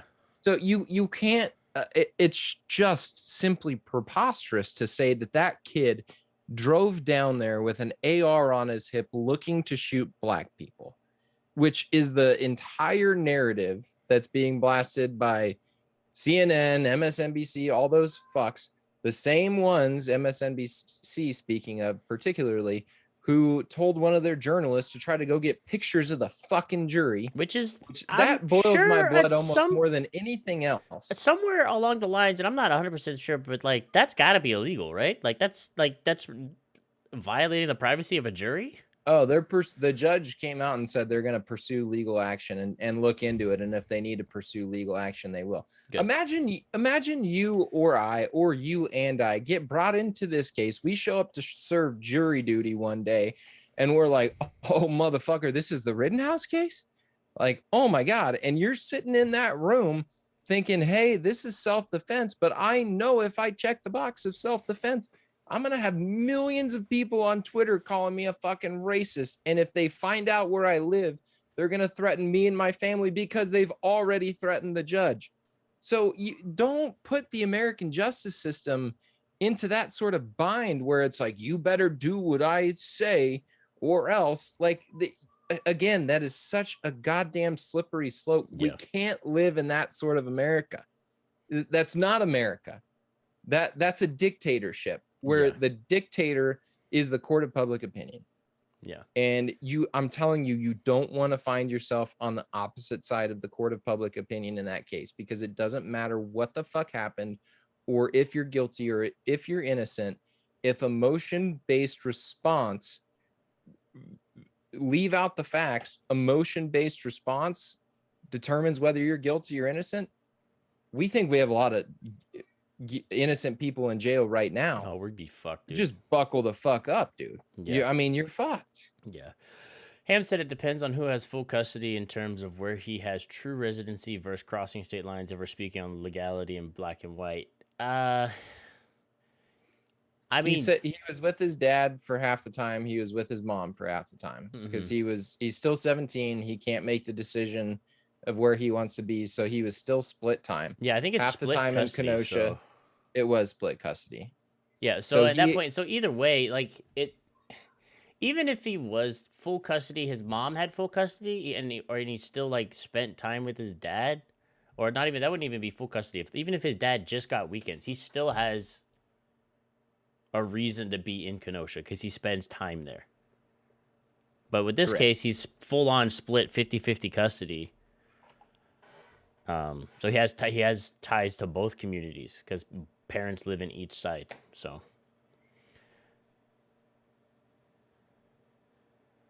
correct, dual custody. Yeah. But my parents had the same, but my mom had quote full custody. Well, if it's dual custody, how can your mom had like quote unquote full custody? Did you just spend more time with your mom? That's why she had full custody. Like what? Well, it, I'm and confused on that part. I can assure you that was one of the things that the prosecution sought to brought out was that he crossed state lines. He didn't have any business in being there. And before that was ever deliberated by a jury, it was decided that he had equal right to be in that city because of his father was a resident there. He's under the age of 18. Mm-hmm. I'm 95% sure that it was split custody. So he spent equal parts time with his dad as he did as his mom. But at the same time, it's not against the law as a 17-year-old to drive to the city where your dad lives to go see your dad and protect local businesses Yeah. in the midst of a riot. That's Uh, not against the law. right. Oh, okay. So Fires is saying typically there's he says he thinks typically there's a 51% custody. With Ham, she said on residency form she had to fill out. You put your mom's address. Oh, okay, I got you. Well, yeah, I'm not for sure on like what address he put, but either way, he has the right. Uh, whether or not he should or bid there, it that really has no bearing, honestly. Like you have a right as an American citizen to go wherever, whenever you please. Now, yes, there was a curfew in effect, but like we've said before, there were thousands of people violating curfew. So if you want to bring up the fact that he was out past curfew, then go ahead and bring everybody else in that was out past curfew. If you want to charge him and convict him of violating curfew and give him that misdemeanor fine, I don't think anybody's going to say, well, no, you can't do that. But that plays no tie into the murder charge. Right. That has it's apples and oranges. If there was a riot in Council Bluffs, Iowa, which is 10 minutes from my house right now, and I thought for whatever reason, fuck, I better get down there and I better help these people out, which is what he was claiming he was doing. Again, don't think he should have been there. If he was my son, I'd have said, stay the fuck away from there. And for sure, don't bring your AR. In fact, why don't you just stay away from there? Is Yeah. what I would have said. But if I would have, say there's a civil war between the Council Bluffians right now, and I think, fuck, I better get down there and help those people out and administer medic, and I'm going to put a gun on my hip just in case I find myself in a situation I don't want to be in. You can't charge me with crossing state lines in a situation like that. You're, again, apples and oranges. Yeah. The two don't. But don't let CNN stop you from saying he crossed state lines to be there. It's just and like he a big should have phrase never that been there. people like. It's like a 'Cause on- tagline phrase because people Because on use. January 6th, people came from around the world, and what were they even doing in Washington, D.C.? Well, and It's all the crossing state lines thing is just a big tagline because it's used all the time with drug relation charges. Ham, no, he didn't cross it with the firearm. I'm pretty sure he didn't cross it with the firearm. he was not in possession of the firearm, which again is speculative, but you really can't. His friend claims that he brought the firearm. He did not drive to Kenosha With the with firearm. possession of the firearm, Yeah. is what they said, and it was what was brought up and found to be true in the court of The law. court of law, yeah. Fires, you're right. Everyone being wrong does not absolve the individual. That's true. That's true. But and right. And the curfew thing, like we said, didn't get brought up in court, so it's a moot point at this point. Ham said, I agree with Alex, but I'm speaking on crossing state lines because technically he was a resident of a certain address and state and crossed into another state where he didn't have residency with a firearm that is still insured. Actually, the state. Yeah. So like we just covered, he didn't, and as proven in the court of law, he did not cross state lines with the firearm. I gotta piss so bad. I'll be right back. DJ said, charge me with state lines doesn't make much sense in general. No, true. It doesn't. Another projection question from my discussion with Thies. Do you think the situation would have been different if he had concealed a handgun versus clearly visible AR? Um, I feel like the the beginning of the situation could have been different if he was concealed carrying. Now, I'm not for sure on like, and I'm not going to quote this, so I'm hesitant to speculate on this because I don't know what Wisconsin's law, like concealed carry laws, are age wise and anything like that. But I would hazard, I'm going to hazard to say that most concealed carry laws say you can't conceal carry a handgun until you're like 18 years of age. I'm not for sure. It could be different. I would have to look it up.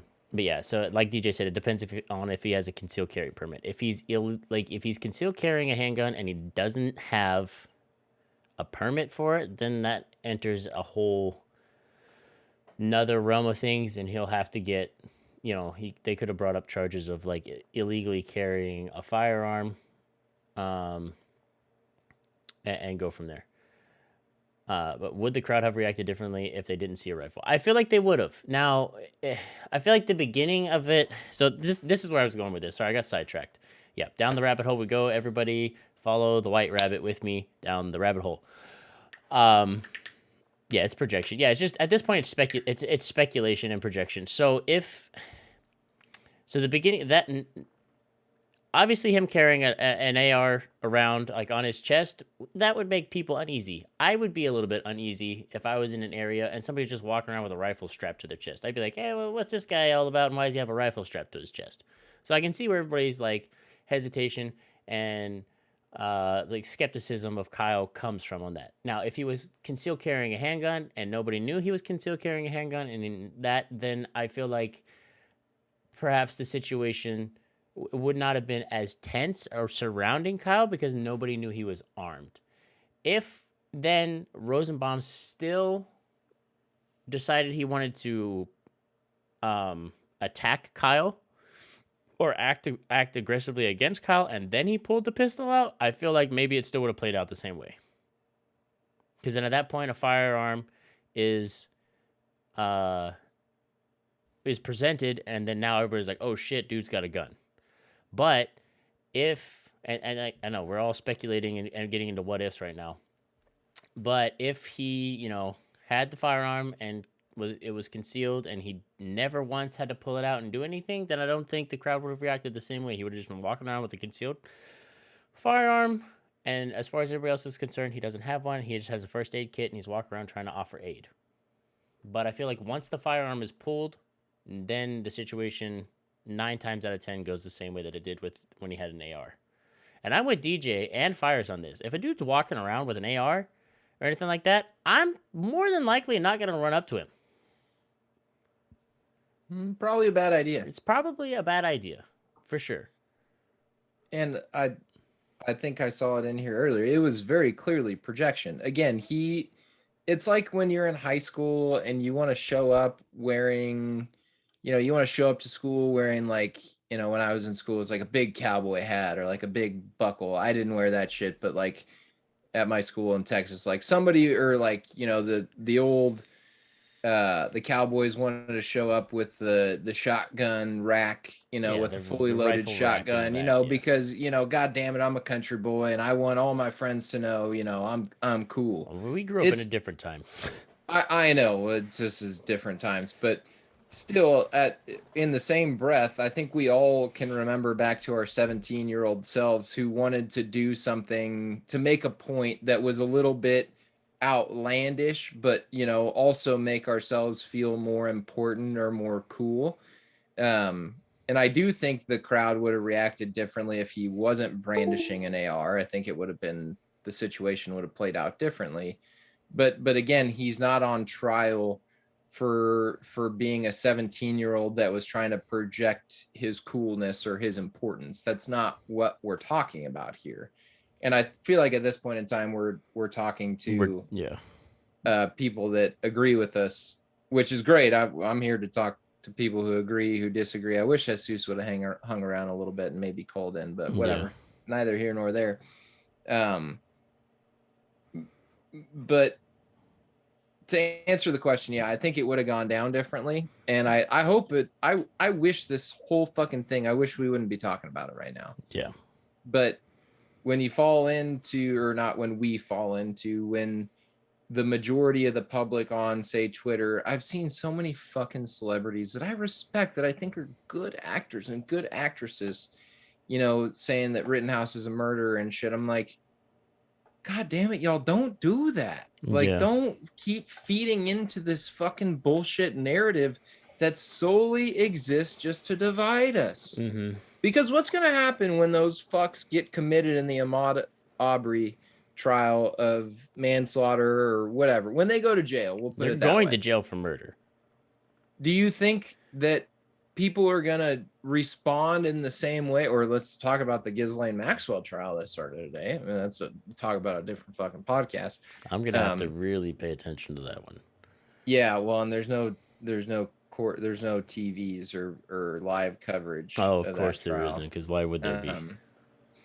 Well, there's some legal reasons why, which I wish I could go down the conspiracy rabbit hole on that one and be like, yeah, dude, they're fucking keeping the cameras out of that case because fucking Maxwell. But there are legal reasons behind that.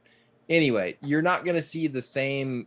It's not gonna be like, well, at least Rittenhouse, you know, the injustice that Rittenhouse trial was, you know, we can celebrate, you know, the justification of the killers of Ahmaud Arbery. No, they're just going to keep on fucking talking about Rittenhouse. Keep on, and for the sole purpose of creating divisiveness within the country, which we've been talking about since we started this goddamn podcast a year and a half ago. Yeah, like there's literally no, like, you can't look at the Ahmaud Arbery case on either side of the aisle and go, yeah, those dudes are innocent. Not one person anywhere can be like, yeah, those guys are innocent. The ones that do are probably racist fucking dickheads. By the way, DJ, I'm glad you're here, and thank you for being here. I know him personally, and I know he's sick. He pays a lot of attention. He's a very intelligent individual, and I saw a Ghislaine Maxwell post on his page earlier that Facebook labeled as missing context or misinformation or something like that. I would love for him to play devil's advocate on the whole Ghislaine Maxwell thing, because I'm here for it. let's get into conspiracies, brother. So here's Fire says, so here's the issue for a common American. When you can clearly see that the network sources are focused on telling one side of the story, both sides. Yeah.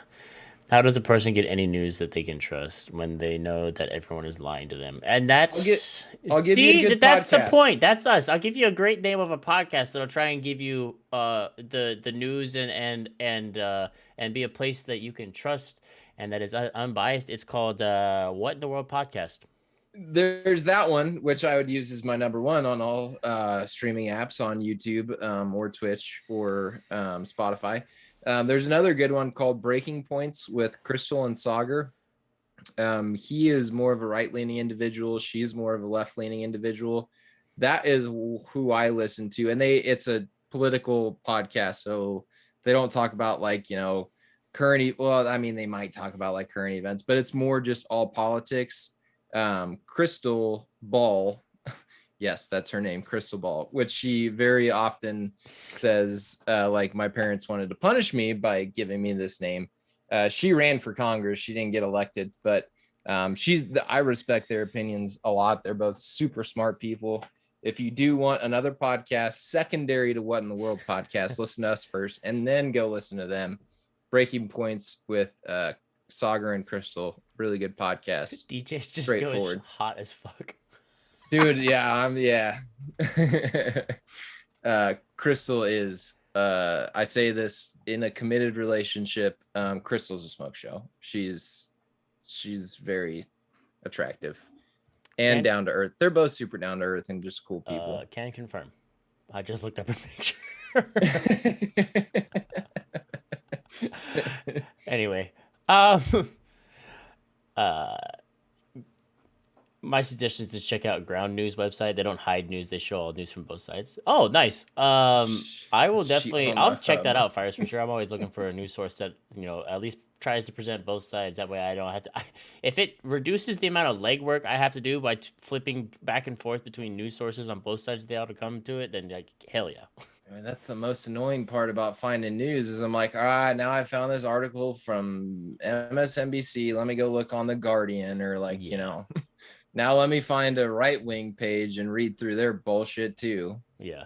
It's honestly really cool. Well, I'll check it out for sure. Fires ground news. All right, I'll remember that. If I don't, just DM me that as well, just in case I do not remember it from this. Um, they find stories and they show you what percent of the left is covering, what percent of the right. Oh, nice. Ham said she has a projection thought that she came with prior to listening from the devil's advocate point of view. Send it. Send it. Yeah. Also, to DJ's point, when Trump said, I wish her well Yeah, after that was she got arrested, it was like, that was very sus. I was like, why would you be saying that, sir? well, Don't. and you know that Trump was a big donor to Hillary Clinton or to Clinton's foundation Mhm. for many, many years before he Yeah, went his into whole thing was super politics. sus. That he That's was kind of like strange. buddy with them and then flipped Republican. Anyway, Hmm. Ham said, "Don't yell at me, LMAO. If you show up, but if you show up to a place with a gun, you know violence is occurring there. Is there no such thing? There is no such thing as self defense. You are an insurgent. Whoa, whoa. So if I were to show up, let me play it this way. If I were to show up like in the same place with a concealed handgun that I legally own and that I have the legal, all the legal paperwork in place to conceal carry. Um, and I've followed, the state guidelines, perhaps of both states, because I spend time in both states. So I did my due diligence for both states, and I showed up to that place with a handgun, concealed carry, knowing that yeah, I'm here to just protest, but I have this just in case somebody wants to get squirrely. Would you still count me as an insurgent? Because I don't think you're an In, insurgent at that point. in Australia, yes, you're an Well, insurgent. Australia's gun laws are fucked. All right, don't get me started on that. No, no, that's the beauty of the Constitution and the United States is you have the ability to protect yourself from enemies, foreign and domestic, and that's the beautiful. If our law or our Constitution was written differently, and I think it's a fun thought experiment. I'm not yelling at Ham by any means. We don't yell at people on this show.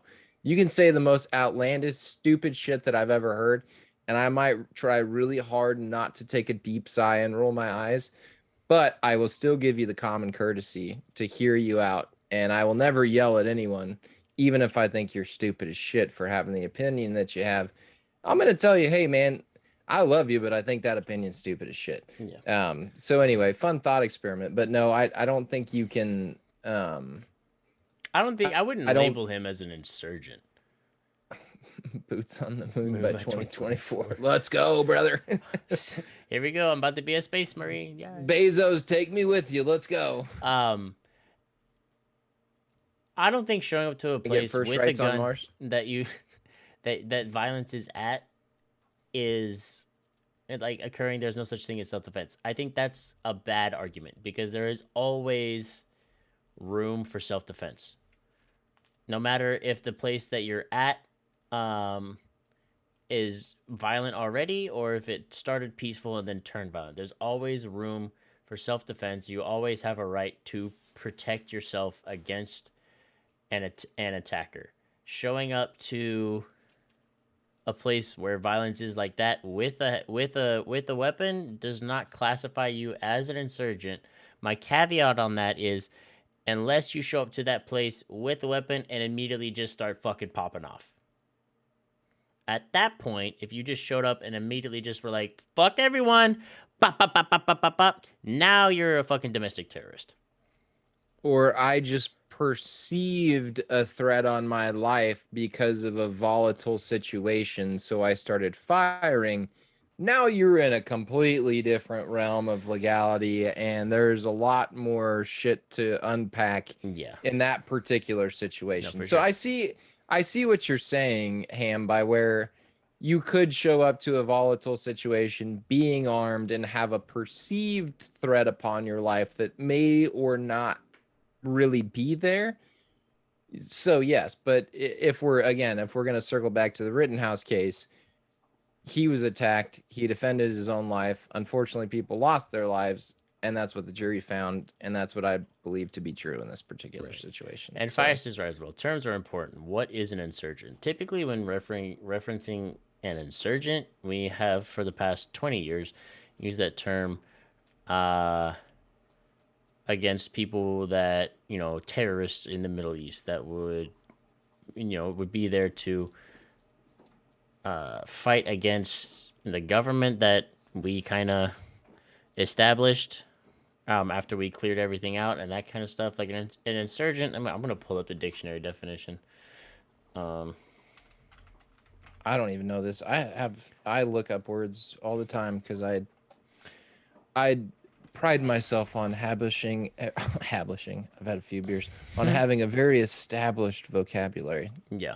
So an insurgent, per the dictionary definition. I've had quite a few beers today as well. Fuck. Um, insurgent. And this is coming from American Heritage Dictionary.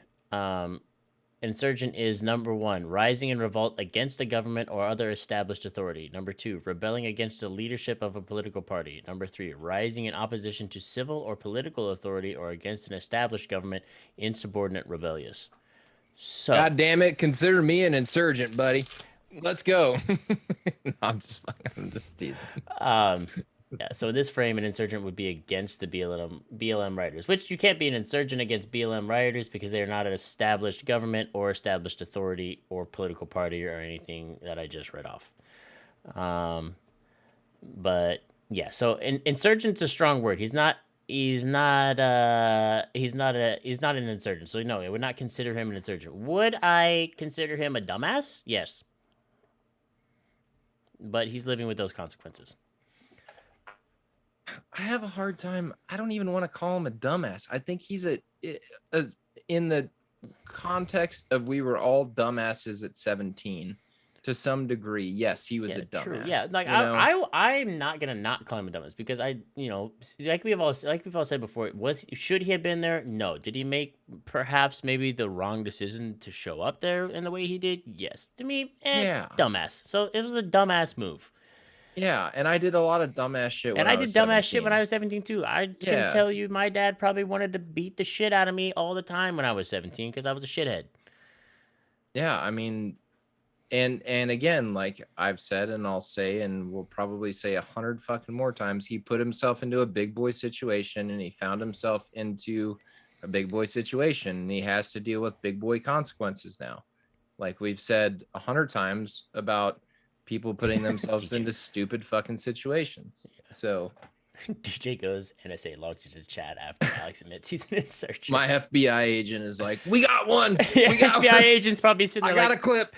Your FBI agent. I got a clip. Your FBI agent sitting there back there like, no, dude, I like this guy. Come on, bro. Why you gonna do this to me?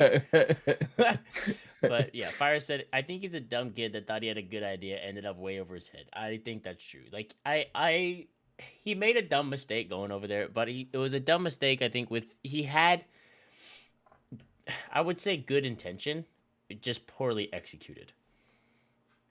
Yes. Yeah, he had good intention, and it was his. It's like I've said probably 1,000 times, I'm going to beat the shit out of this dead horse with this large stick.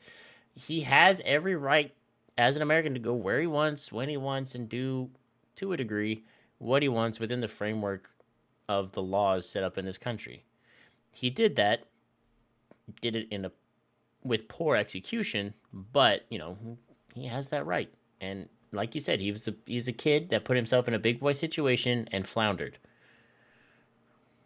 Changing the topic a little bit, talking about my FBI agent again. I was in a group chat with some friends from Texas earlier this week, and they said something about, yeah, you probably love Hezbollah also.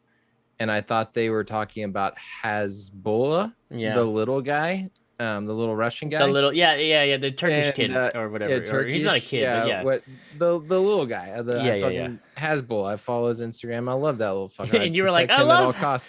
And I literally said, I love Hezbollah. And they were like, whoa! They sent me a picture of the Hezbollah, and they were like, wrong one. I'm like, I'm a dumbass. And they're all like, FBI opens up chat, and I'm like, let me make this clear. No, no, no, I'm no, a no, no. dumbass. I thought we were talking about the little guy, the one Yeah. who's like, Dana White's interviewed or not interviewed, but like we're trying to get him an MMA fight and shit. Like, Yeah, because he tried to fight the other little guy. That shit was hilarious. Hezbollah, I want nothing to do with.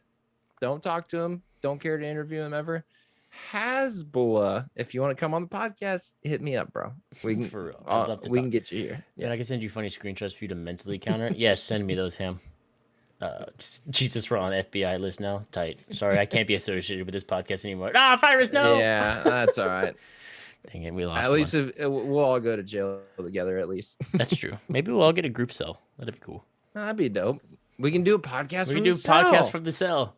Apparently, prisoners dope. get phones now and can make TikTok. So why can't we not just do a podcast? Yeah, man. I just need a phone and a headset. I can make it happen. But yeah. Anyway, all right. So we've been up and at it for 2 hours. 2 hours? Yeah, dog. Jesus, that time. Yeah, it's 8:00, 8:05. My Yeah. God, this time has flown. Very much so. Like every week. Yeah. Which agency killed MLK, CIA, or FBI? Now we're into it. Now we're really getting into it. Oh God, don't start now, DJ. CIA. Yep. Agree. Given their track record, CIA. It was time cops for the future. Fucking virus. All right. So this is typically where I'm gonna wrap it up.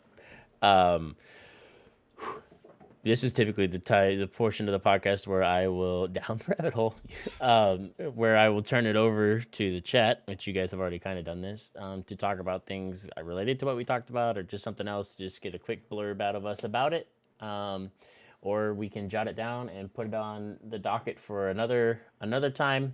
But the floor is now yours again, chat. So think if you have anything, let us know. If not, we'll move ahead with wrapping it up. But Fire said you laugh now. Like, yeah, imagine we get a few years in the future and we're like, oh shit, they weren't Virus wasn't wrong, it was time cops. No, I got my most aggressive devil advocate note out, LMAO. All right. All right, Ham. Perfect. Aliens might be time cops. We don't know that. Imagine. We're due for another good conspiracy podcast one of these days. That's true. Do you think the January 6th folks fulfill the definition of insurrectionist? The ones who entered the Capitol saying we're going to hang Congress members, and the ones who, went into offices and spread fucking papers all over the place and caused mayhem. Yes, those are all the definition of insurrectionist. If you want to look at that group based off the definition that I read off as an insurgent, correct. They fit. Being at the Capitol that day does not make you an insurrectionist. The ones that acted upon and went inside and did what they did, I would say yes. Were they overthrowing the government? I kind of feel like they had the intention that they were trying to. A lot of that shit stemmed from QAnon.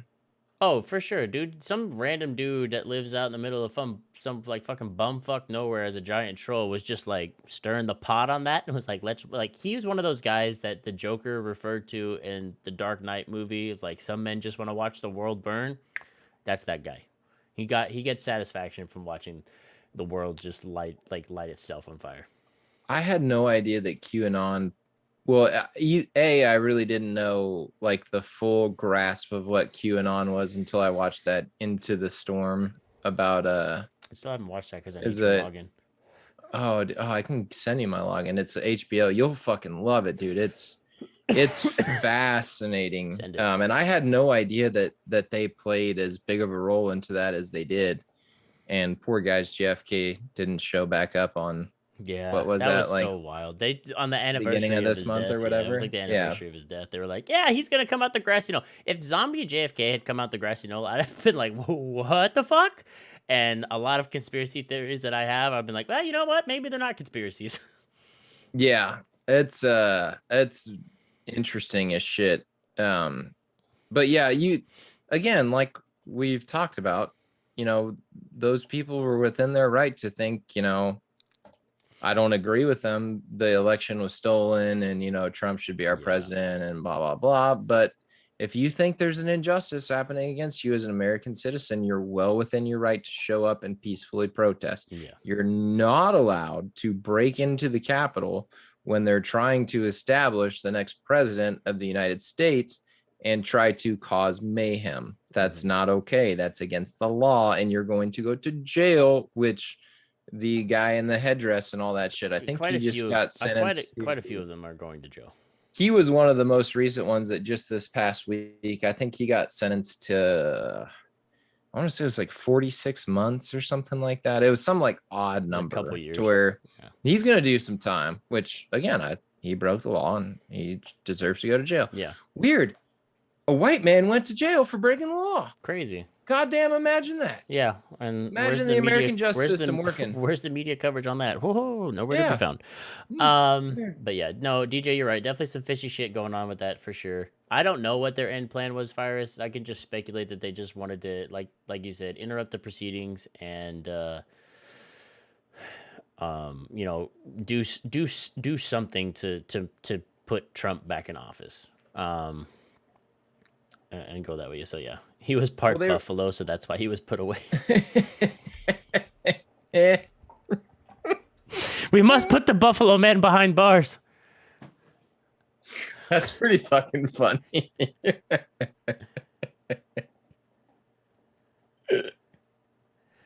I enjoyed that. I thought that was funny. I know, like the basis of it was that they were trying to stop Biden from being in office and get rid of a bunch of votes and shit. And they thought Pence wasn't gonna sign the powers over, whatever the fuck they have to do. I don't know, but it's such a betrayal by Pence to fulfill the process of the American voting system.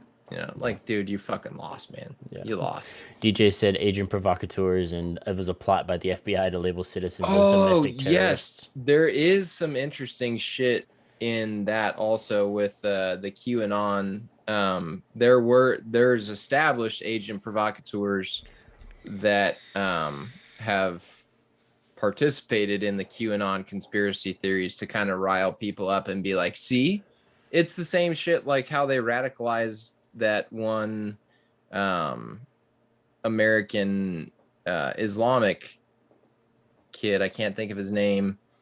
He commented on like an Islam site and was like Allah Akbar or whatever, and then they roped him in, and then they convinced him to blow up a building and said, just take this cell phone and hit this button when you want the bomb to detonate. And they talked him into it throughout they radicalized that motherfucker. Yeah. And then so he goes in and he presses the button and they're like, well, we got him. Domestic terrorism, 20 to life. See ya.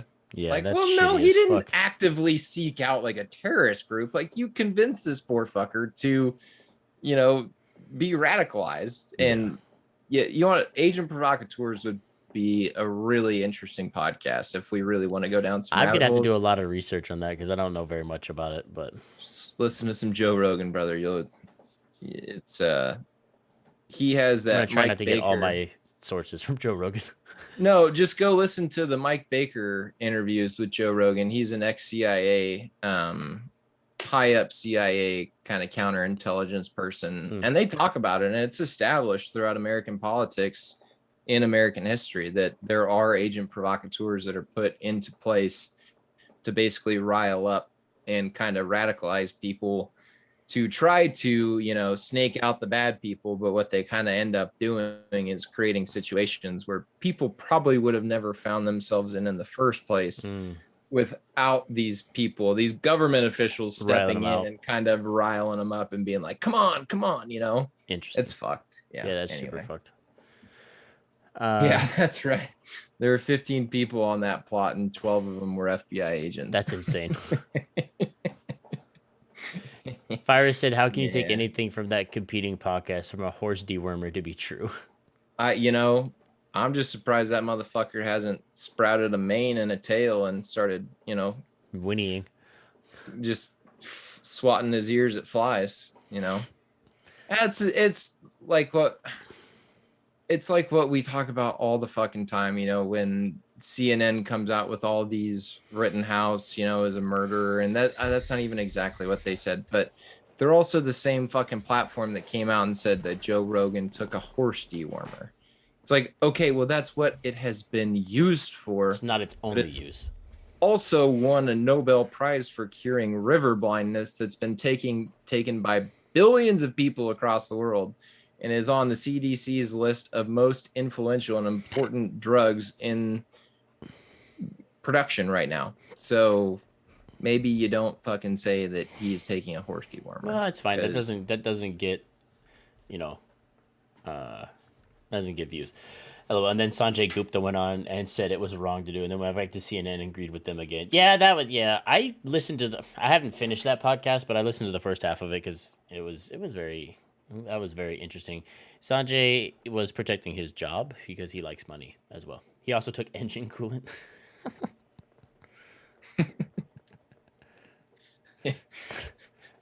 just a little antifreeze will be just fine. just a just a shot of engine coolant once in the morning with my ivermectin.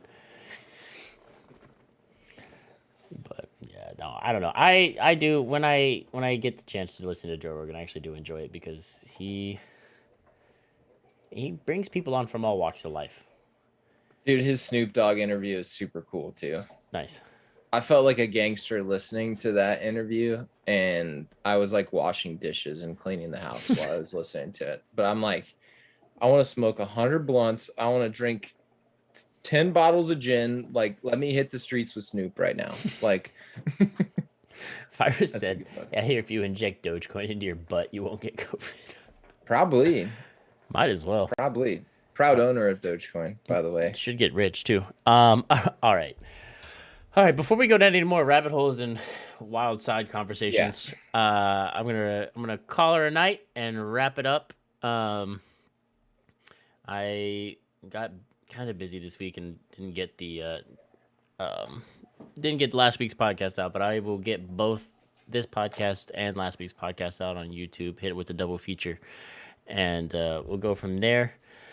Um, Other than that, I appreciate you guys coming and hanging out and listening to us talk. I appreciate all the conversation that we got on this, the different viewpoints, the devil's advocate stuff, and everything like that. I appreciate everybody giving their points of view and challenging ours. I'm glad that we kept it nice and civil, and we all came to some kind of understanding, or at least of where everybody stands on this. But yeah, other than that, everybody, y'all have a good night. Um, and a great rest of your week. Be safe this week, and have a happy Thanksgiving. I will say we'll probably be back on Sunday, barring anybody having any Thanksgiving plans. I don't think I have any plans. I don't know what Alex is like, but we'll play it by ear. Um, I'll be good for Sunday. and go from there. So I'll yeah, have all my Thanksgiving stuff out of the way. nice. So we'll all just sit here fat from Thanksgiving with our turkey sandwich leftovers, and run another podcast. But yep, hope you guys have a great Thanksgiving, and we'll see you on Sunday. All right, Be good to each other. be good to each Tell other. somebody you love them. Yep, love you Love you all. guys. Bye.